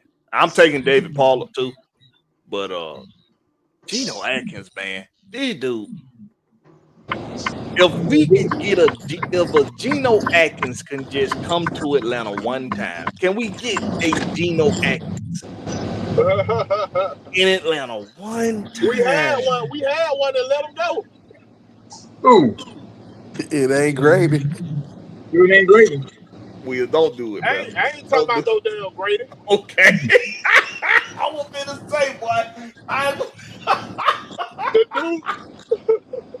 I was about to say the dude that played beside Grady. The dude that played beside Grady, we let his ass walk. Huh? You talking about Hageman? Big ass Hageman with Rick Hammond, boy. Man, hey, I like Rasheed Haven, bro, but stop it. Well, he went nowhere on the level of no Geno Atkins, bro. Stop it. He was a Temu Geno Atkins. Yeah, Temu for sure. Now I tell you what. If Brian Cox had stayed defensive line coach, man, he'd have turned that boy into something. Cause my favorite clip was during that time we were on Hard Knocks. Yes, Knocks. sir. And yes, sir.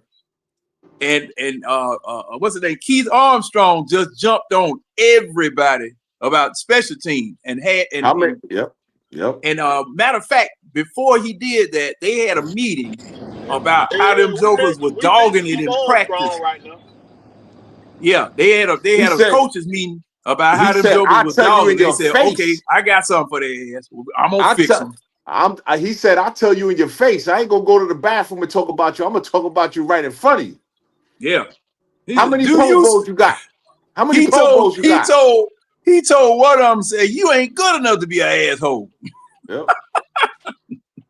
Do you have a gold jacket? You got a gold jacket. I remember that shit.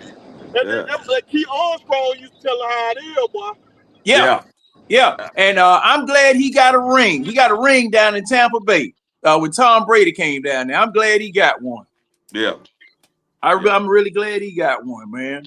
Because, man, that's the kind of coach that I just happen to like those type of coaches. Because, see, that's who used to coach me in basketball. That same coach would let me play football because I was 6'2", 160, and I wanted to run back punt returns. And the coach told me, he said, "Look, I am not going to get in front of your mom and dad and tell me why you all over the place on the field, bones over here, bones over there. And we're going to have to put your little ass back together before we can take you home." Those are the two positions we ain't been able to fill yet. The special team and the wide receiver coach. Since them boys left, man, we still ain't been able to fill the position yet. Y'all want to know what's crazy? When the last time the Falcons had a win season? 2017. 2017. 2017 was it? 2017. Guess who was all right, now you ready? Hold on. You ready? When did Kirby Smart and the University of Georgia take off? 2017. 2017. There has been no winning seasons inside the Mercedes-Benz Stadium. Nope. Not one. We closed the old girl out right though. We closed except her out UGA. right, man. Yep. Closed that Georgia Dome out right. So Blakberry, with that being said, we had a winning season in Mercedes-Benz Stadium. We ain't been to we ain't host no playoff game. No, we haven't had no winning season. The first season. The first season. Which one? 18. 17. 2017, we lost to the Eagles in the playoffs. Yeah, we lost to the Eagles in the playoffs. We won a playoff game that year and everything. So, hey, Blackberry, with that being said, Oh, in Philadelphia. with that being said, if Raheem Morris is you're right. if Raheem Morris is your head coach next year, who's the OC? You got I don't know, bro.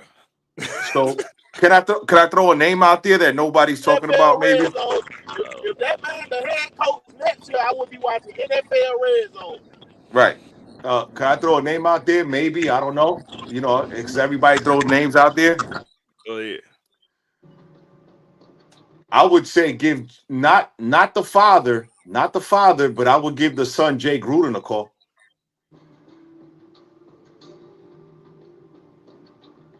Why? I think that offensively he works. I think he's worked well with McVay.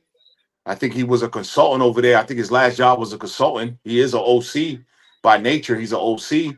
I think you got a better chance of getting Jay Gruden than you do Matt LaFleur or Mike McDaniel. Wasn't he a head coach?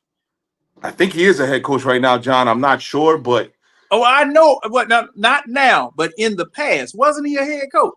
I don't think he was a head coach, John. I don't think he was. Gruden. Hold on, maybe I'm confusing him with somebody. I know that. I know that. Thing about John Gruden. No, he's talking about John Gruden. I'm talking about his son Jay Gruden because that Blackberry. That's the only reason why I think just because he coached the Redskins. I didn't even know that. I didn't know that.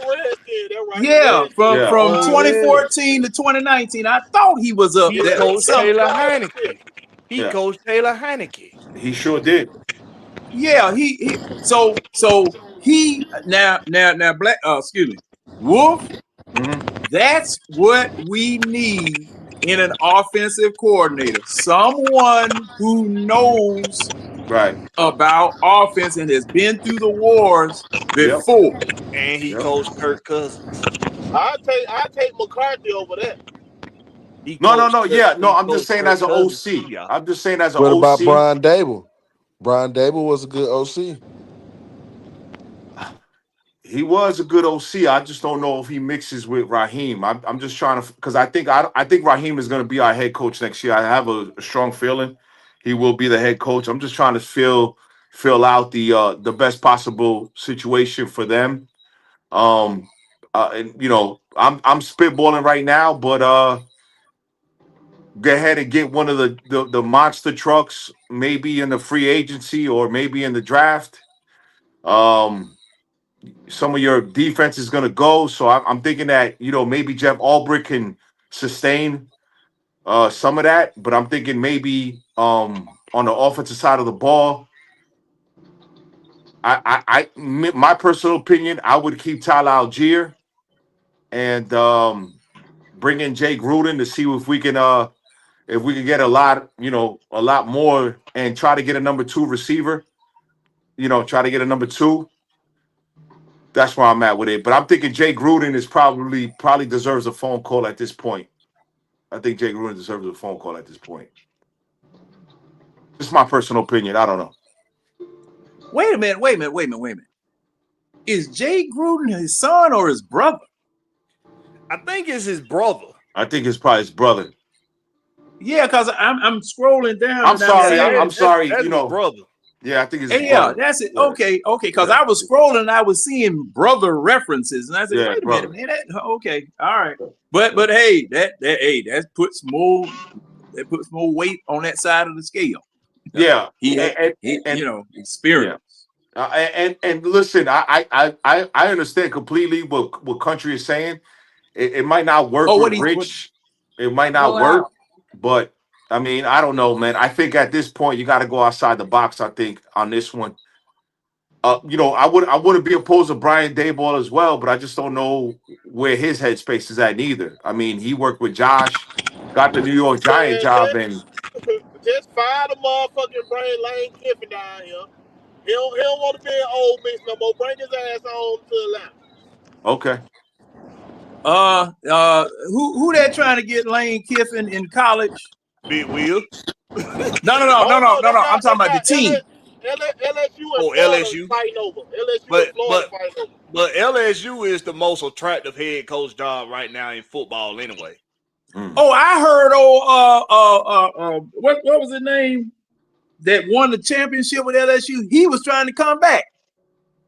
Yeah. Don't nobody want Orgeron as no damn head coach. He had he got him a championship one good now. season and that was it. It was a hell of a season though. That because of the talent he had on that team. You see how stacked they were?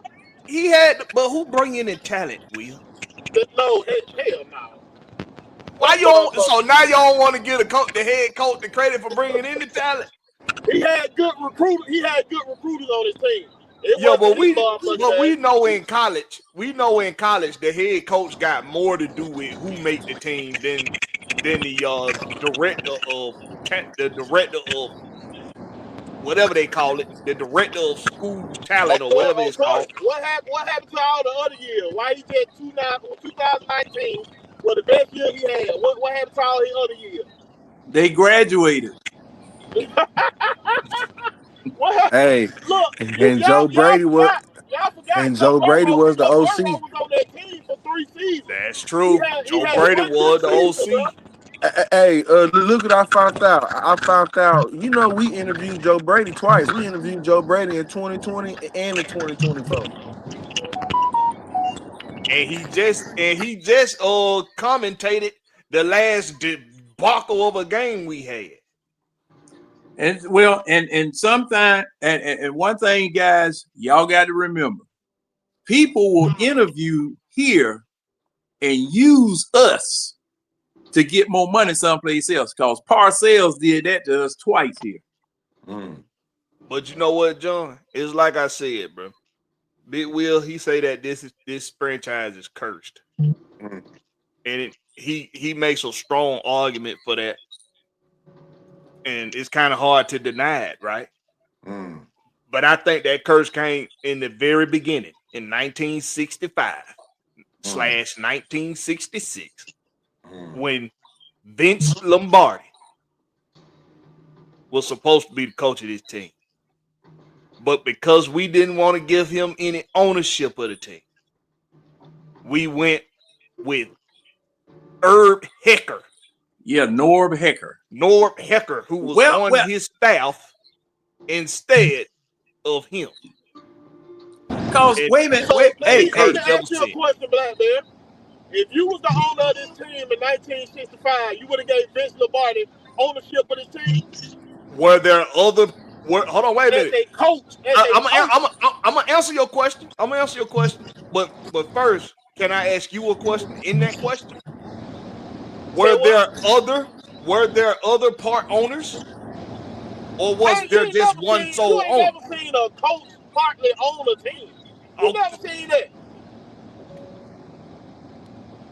You ain't never seen a coach partly own a team. The Redskins doing that now, aren't they? Because Magic Johnson is a owner. No, I'm saying coach. He tried to be a coach and partially own. No. Go ahead, Big Will. What were you saying? That's what I'm saying. You ain't never seen that in the history of the NFL as a coach being a partial owner of the team also. That conflict of interest. No, it's not. No, you got more vested interest in making sure the team succeed. Hell no, bro. You ain't never seen there ain't no conflict of interest, bro. You ain't never seen a sports team get nobody no partial ownership as a coach. LeBron about to do it.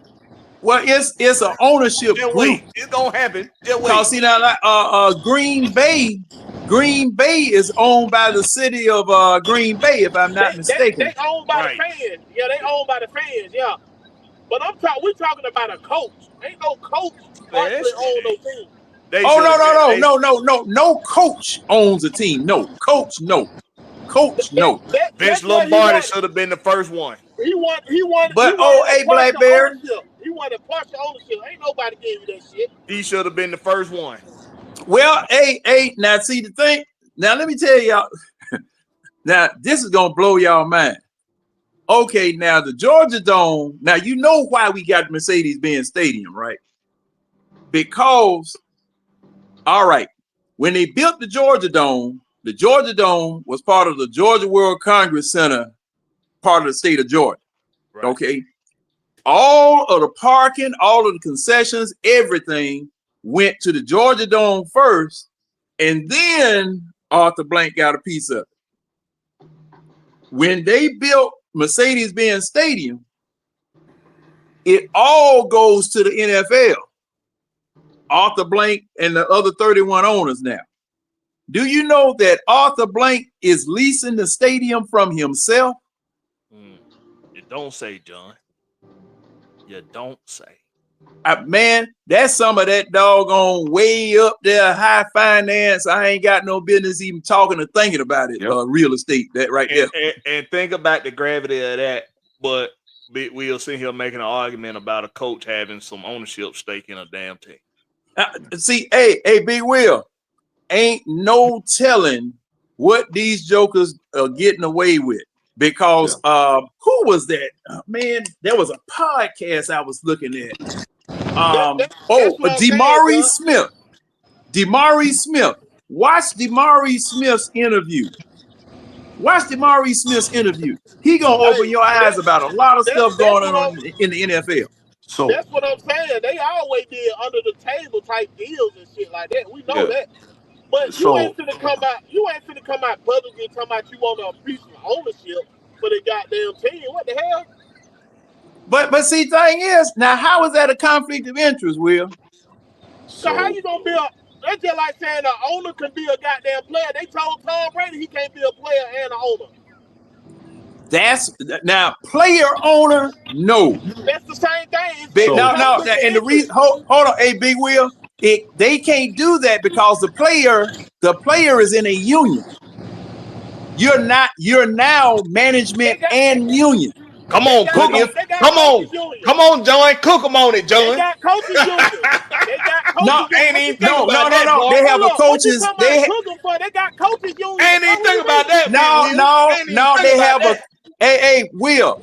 They have a coaches association because the coach works directly for the owner and the management staff. He's part of the management staff. Come on. He's part of the management staff. But if you are a player, you are governed by a collective bargaining agreement that you negotiate with the team and your agent. That's why I love having the OGs on, man. Big Will. He's still not making your point, Blakberry. What the hell? Yes, he is. You cannot be no because you talking about a conflict of interest. You talking about this would have been a conflict of interest. Goddamn conflict of interest. It's a conflict of fucking interest, bro. No, I would say not because see a head coach is a member of management. So if he have partial ownership, that's like you saying you got say so if you gonna get fired or not. If I'm partially owning this team, I got say so. They have a board. There's a board for that. Man, come on, man. No, you cannot be a part of that shit, bro. Man, if you gonna get fired. It's a board for that, Will. But hey, how you guys feel about? You can be ushered out even as a part of management. Yeah, you can be voted out. Yes, but that's what I'm saying. That's why it was unprecedented to have a coach be partial owner of the team he's on. Ain't nobody giving you that. So see now, see. What we at today? What we at today, Will? Y'all name me one coach. What we at today, Will? What we at today as a no, I can't. There's nobody right now. There's nobody, Will. That's what I'm saying. There's nobody. That's my whole argument. So you saying Vince Lombardi, them not giving Vince Lombardi the job was the right thing to do? Hell yeah. I ain't giving you no part ownership. Now they could have not won a damn thing. Now they could have negotiated and said, "Hey, Will, why we ain't won shit? Come on, bro, stop playing." Hey, Will, that's where the curse come from.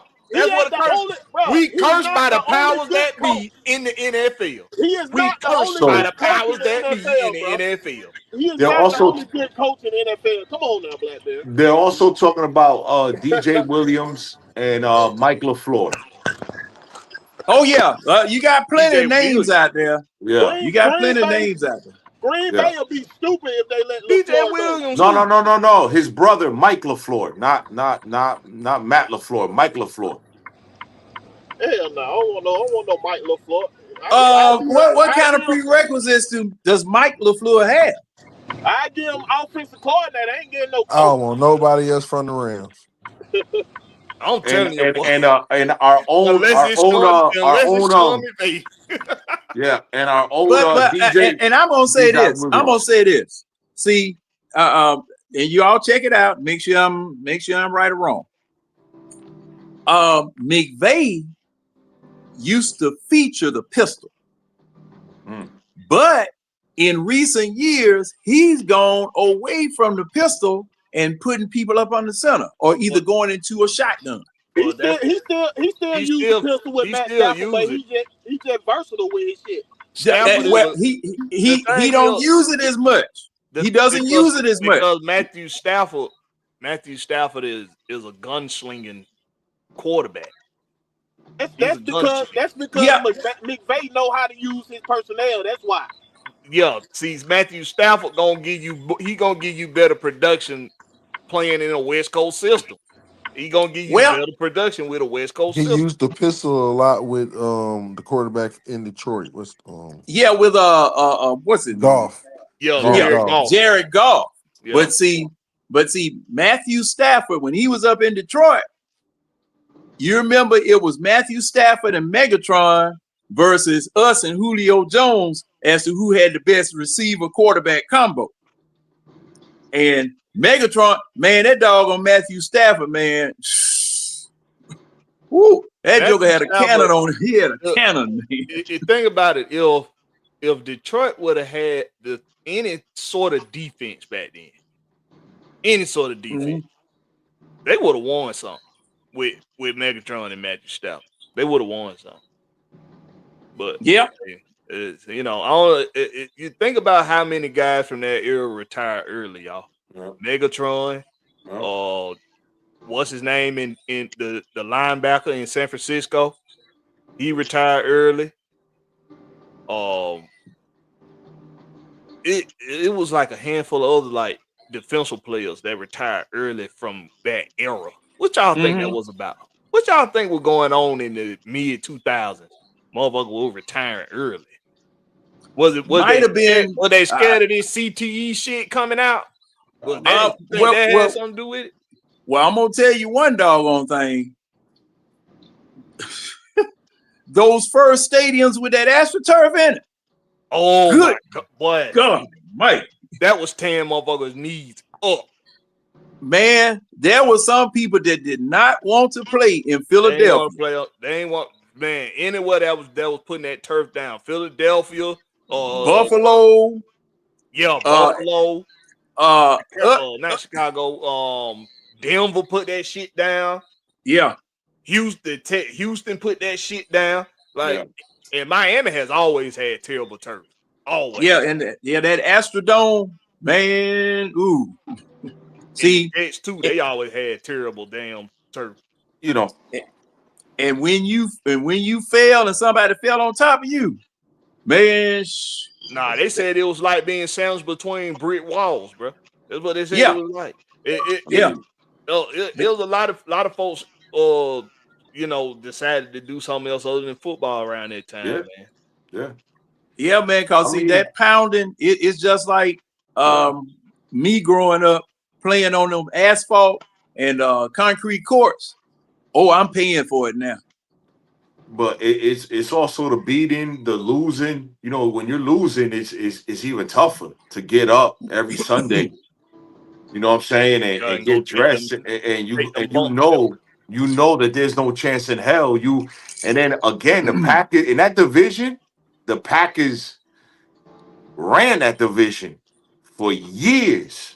Years. They ran that division, man.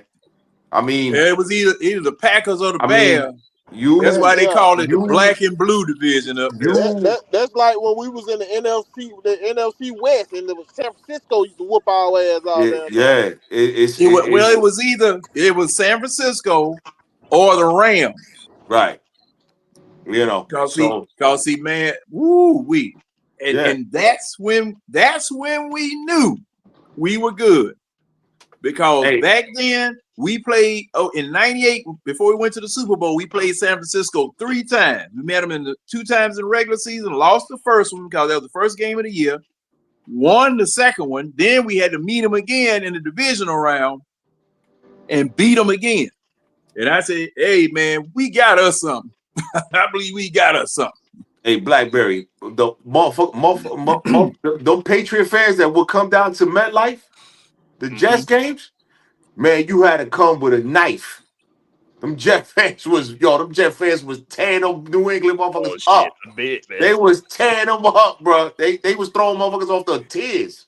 They was throwing motherfuckers off the tears. You crazy, man.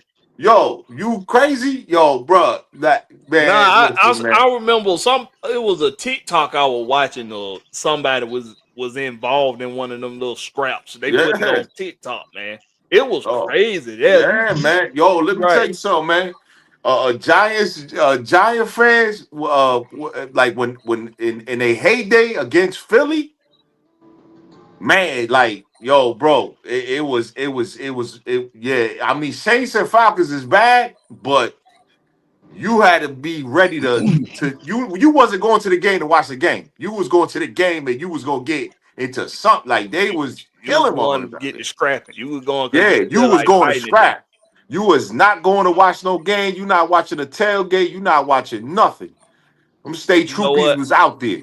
I still got to give our rivalry the edge too, because you can't when New Orleans come to Atlanta, you can't go to no bar. You can't go to no Applebee's, you can't go to no Chili's, no Taco Mat. You can't go to no bar, because Saints fans, they the sorest losers there is, man. They want to fight. They want to fight everybody in the restaurant.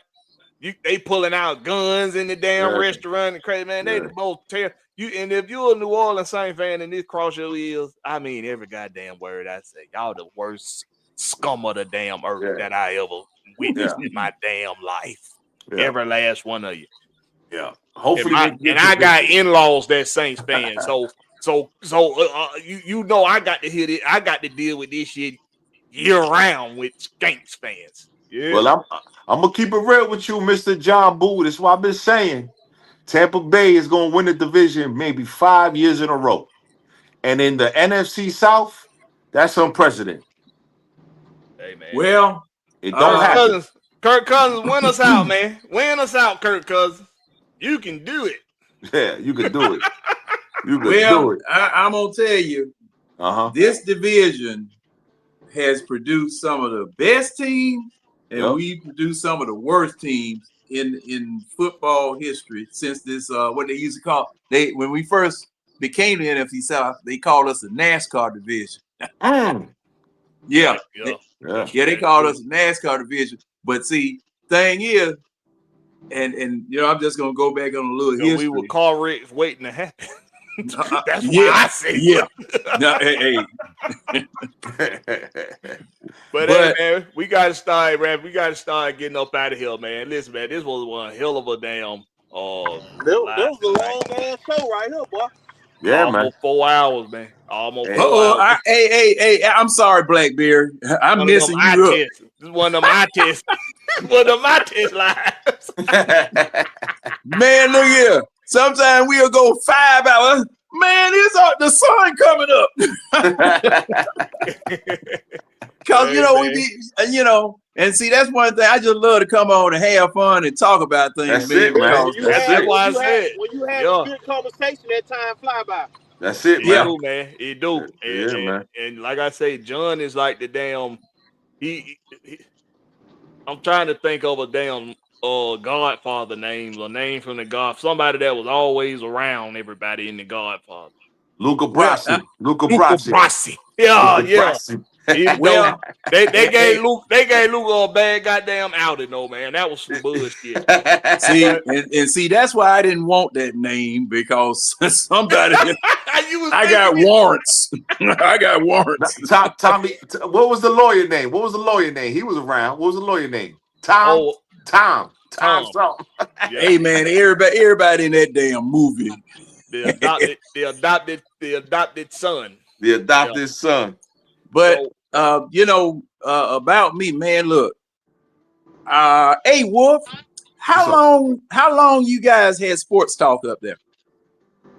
What you mean? Like, Sports talk radio. yeah, they got a lot. Like, you talk about the channels? Yes. How long have you guys had sports talk radio up there? I mean, from the Man, beginning. we've had it up here since. I mean, we got legendary Mad Dog, Oh Mad yeah. Oh Dog, yeah. Mad Dog, Mad Dog, and Mike. Mike was Mike and the Mad Dog. Yeah, I yeah, remember back in the them. Mad Dog was top. they was before 97 Yeah, Live, A yeah, man. lot of the yeah. broadcasting shit started in New York. Yeah, New York. So I mean, I've been listening even like when Boomer got his first show up here. Carton, who got involved in a lot of FBI stuff. He on a TV again, but he got caught up in a federal charge. Bash. So yeah, I've been listening to sports radio up here for a long time, long time, bro. Matter of fact, the Falcon guy, Mark Yeah. Zeno, he was third shift up here. He was third shift up here. Yeah, Okay. Yeah, you hear the New York in his voice. yeah. He was third shift up here. So yeah, it was even Big Tigger, not whatever, but he got ran out of New York though. He Well, got and the ran, reason, Is that why he adopted Atlanta as his new home? yes. He got ran out of the New York City. He got ran talking out of the about city. Zeno. No, Big Tigger. Big Tigger, the Oh, DJ you Big guys Ticket. got. Yeah, Okay. he got ran out of the city. Unfortunate. I like the Big Tigger, but he got that thing that my sister got up here. Whenever my sister come up here, John, she say hi to everybody. Okay. You know what Okay. I'm saying? Hey, and like Big Tigger had that attitude where he like, hey, a little bit too much. And a lot of New York cats ain't like it, especially a lot of the rappers up here. They ain't like that, so they ran him out of here. He had to go. He was gonna die up here. You know what I mean? Mm. He was gonna die up here. So yeah, Well, we the had it for a reason, while, John. But see, wow, what's up? the reason I asked that is because I knew it. Sports Talk Radio started up in that area, Mm-hmm. and we got Sports Talk Radio in 1995. Yeah. And I used to live on 680 The Fan, 790 Mm-hmm. The Zone, Mm-hmm. all of them, because I Yeah. used to call them all the time. I remember one time I was a caller of the day so much. I won so much stuff from Kroger that they were giving away that I didn't have to Yeah. buy food for a year. Yeah. You got two Italian dudes up there, right? Yeah, you got Domino and Cellini on 680 The Fan now. All right. Steak Shapiro was there, and he had 790 The Zone, and that's where the two live stews first We came got on. the families in sports radio. We got Yeah, the yeah. families. Yeah. So if you do a deep dive on I think it's the bald-headed dude. The bald-headed dude? Steak Shapiro or Domino? Domino. They from Long Island. Yeah, They from the island. Yeah, they from yeah, the island. Yeah, they from the island. I think that they adopted again. It was just a thing down up here where Mad Dog and Mike just had everything on Smash up here. They just had yeah. Mad Dog and Mike had so much stuff on Smash that people had to leave the market. So those Yeah, boys because was up here. I Yeah. caught them. I was up there just riding around, Yeah. and I caught them right because I don't know what station it was. I just happened to stumble on the station Yeah. right above New York City on my way down the turnpike or whatever. And I listened because I had heard them on television, whatever. Yeah. But I was just saying, man, shoot, I was doing that way before social media came out and all that type of stuff. Yeah. And Yeah, man, bro. I especially with all the stuff that the Falcons were going through back then, the Hawks were going through, the Braves were going through, and it was just a real fertile market. And man, it was just fun. Yeah, Yeah, man, it was just fun, man. It was yeah. just fun. Just real quick, Blackberry, before you wrap up. That's what gravitated me towards Jerry Glansville, because Jerry Glansville was on the paper when John Gotti was on the paper. Mm, You know what I'm Yeah, saying? He mm. was on he was on the the Daily man. Yeah, News. both of them with- in black. yeah, yes, sir. Yes, sir. Mm. So he made the paper with one of the most infamous mob bosses of all time, man. So that go And to here, show you, man. and here This you are being a fan of the Falcons with fan of the off the Falcons, blank, man, through and through. with off the blank as the owner. Arthur Blank as the owner. See how this? See how it The come full circle? yeah, the Firebirds they were called before the Falcons. The Firebirds. The Firebird. The Firebirds before the Maybe we Oh Falcons. need man, maybe we need to go back to being the damn That's Firebirds the because maybe Firebirds, man. Terry Gordy, Michael P. Hayes, man, and them boys, man. The Firebirds, man. That's no, what we that's need the to go back. Freebird. The Freebird. That was the Freebird. Freebirds, baby. Yes, sir. So, wrestlers. oh man. All right, man. Hey, Hey, man. man. David Hey. Pollock, he wins it tonight, man. David Pollock owns the defensive line group. All Yes. right. So And right now, congratulations to Big Will, man, for winning in the pit, man. Congratulations to yeah. Big Will, man. Shout And out to Hey, Big hey, Will, man. side note real quick. It say on three reporting that LSU is finalizing an offer roughly $90 million for Ole Miss Lane Kiffin. Are you serious? It say they finalized it. Ain't that it's from on 3 though. Ain't that you know what I'm saying? Ain't Oh, that that ain't a credible enough source. Hey. When that Deshaun Watson situation happened, ain't nothing in stone until somebody say you yeah. hired, That, fired, or quiet. that's what I was just about to say. Ain't nothing in stone right now. But Yeah. on three usually breaks a lot of news though. But Well, oh, yeah. Will, Will, I'm watching it. It's they're reporting on USA Today too. They just reported it. Oh, USA Today. got multiple sources saying, and then there's something to it. LSU okay. finalizing $90 million offer to Lane Kiffin. But he actually interviewed a couple days ago. That's right. He had already interviewed. Them folks had flew his family out. Yeah. Florida did the same thing. So it was Florida and LSU fighting for him. They But flew what I him And told you out. remember though, that I told Ole you Miss gave him a LSU is a deadline more to ask attractive what job. he wanted to do. He had to give him a choice by November Yeah, 28th. I know. Ole Miss came out and said it'll be a decision by Yeah. after the Egg Bowl. That's because Ole Miss already got somebody else in mind that they want to be coached, and he gave their ass a timeline. Watch. Soon as Lane Kiffin take this job at LSU, we gonna hear We gonna hear about Ole Miss new head coach. Watch what Yeah, the happens. Brian rest of the Kelly. dominoes gonna fall after that. Mm-hmm. Shit. So Brian Kelly going to Ole Miss or Penn State. hey man, Penn State, Penn State that made a big bounce back, man, from their scandals with you Yeah. know with the Yeah. news, man. Shout out to Penn State, man. That school revitalized their reputation. So I got to give it to them. But with that being But said, man, shout out to David Pollock for winning the defensive line group.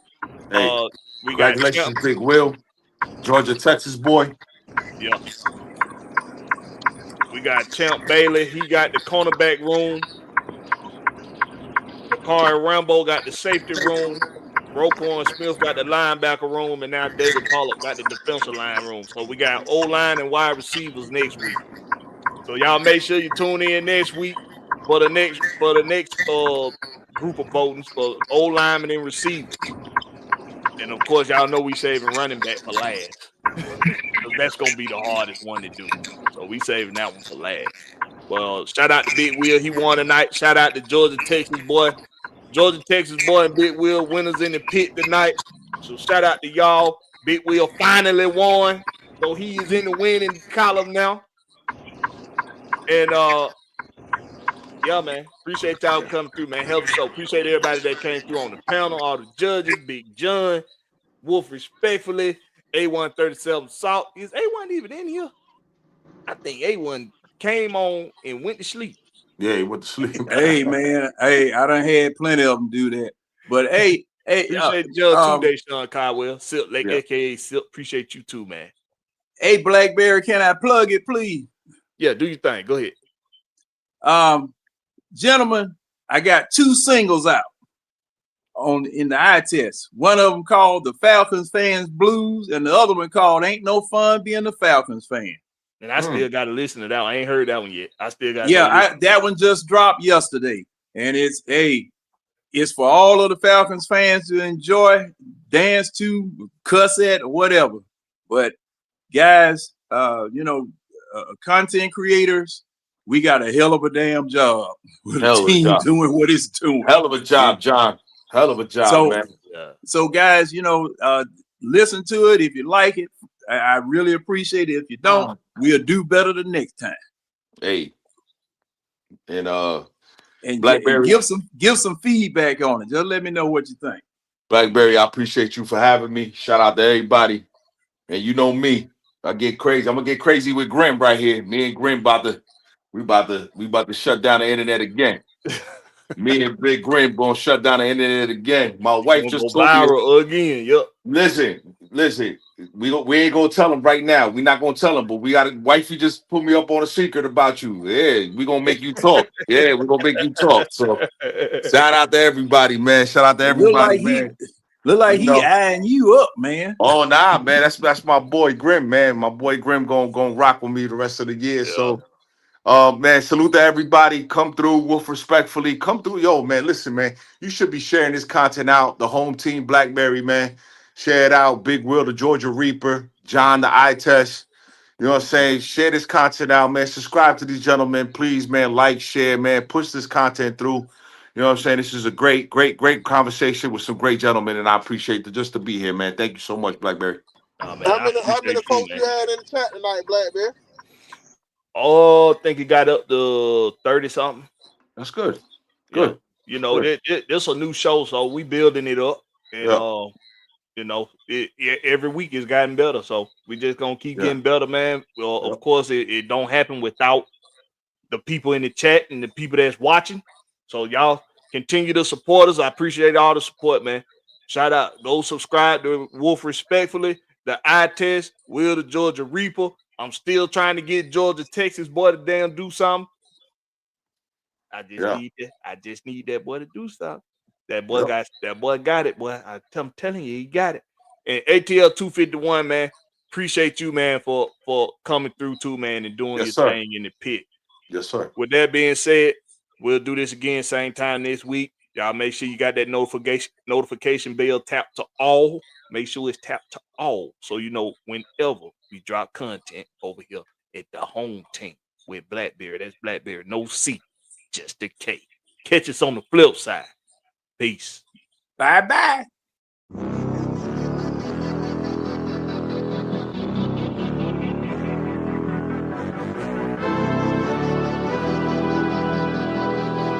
Night ride on the trail.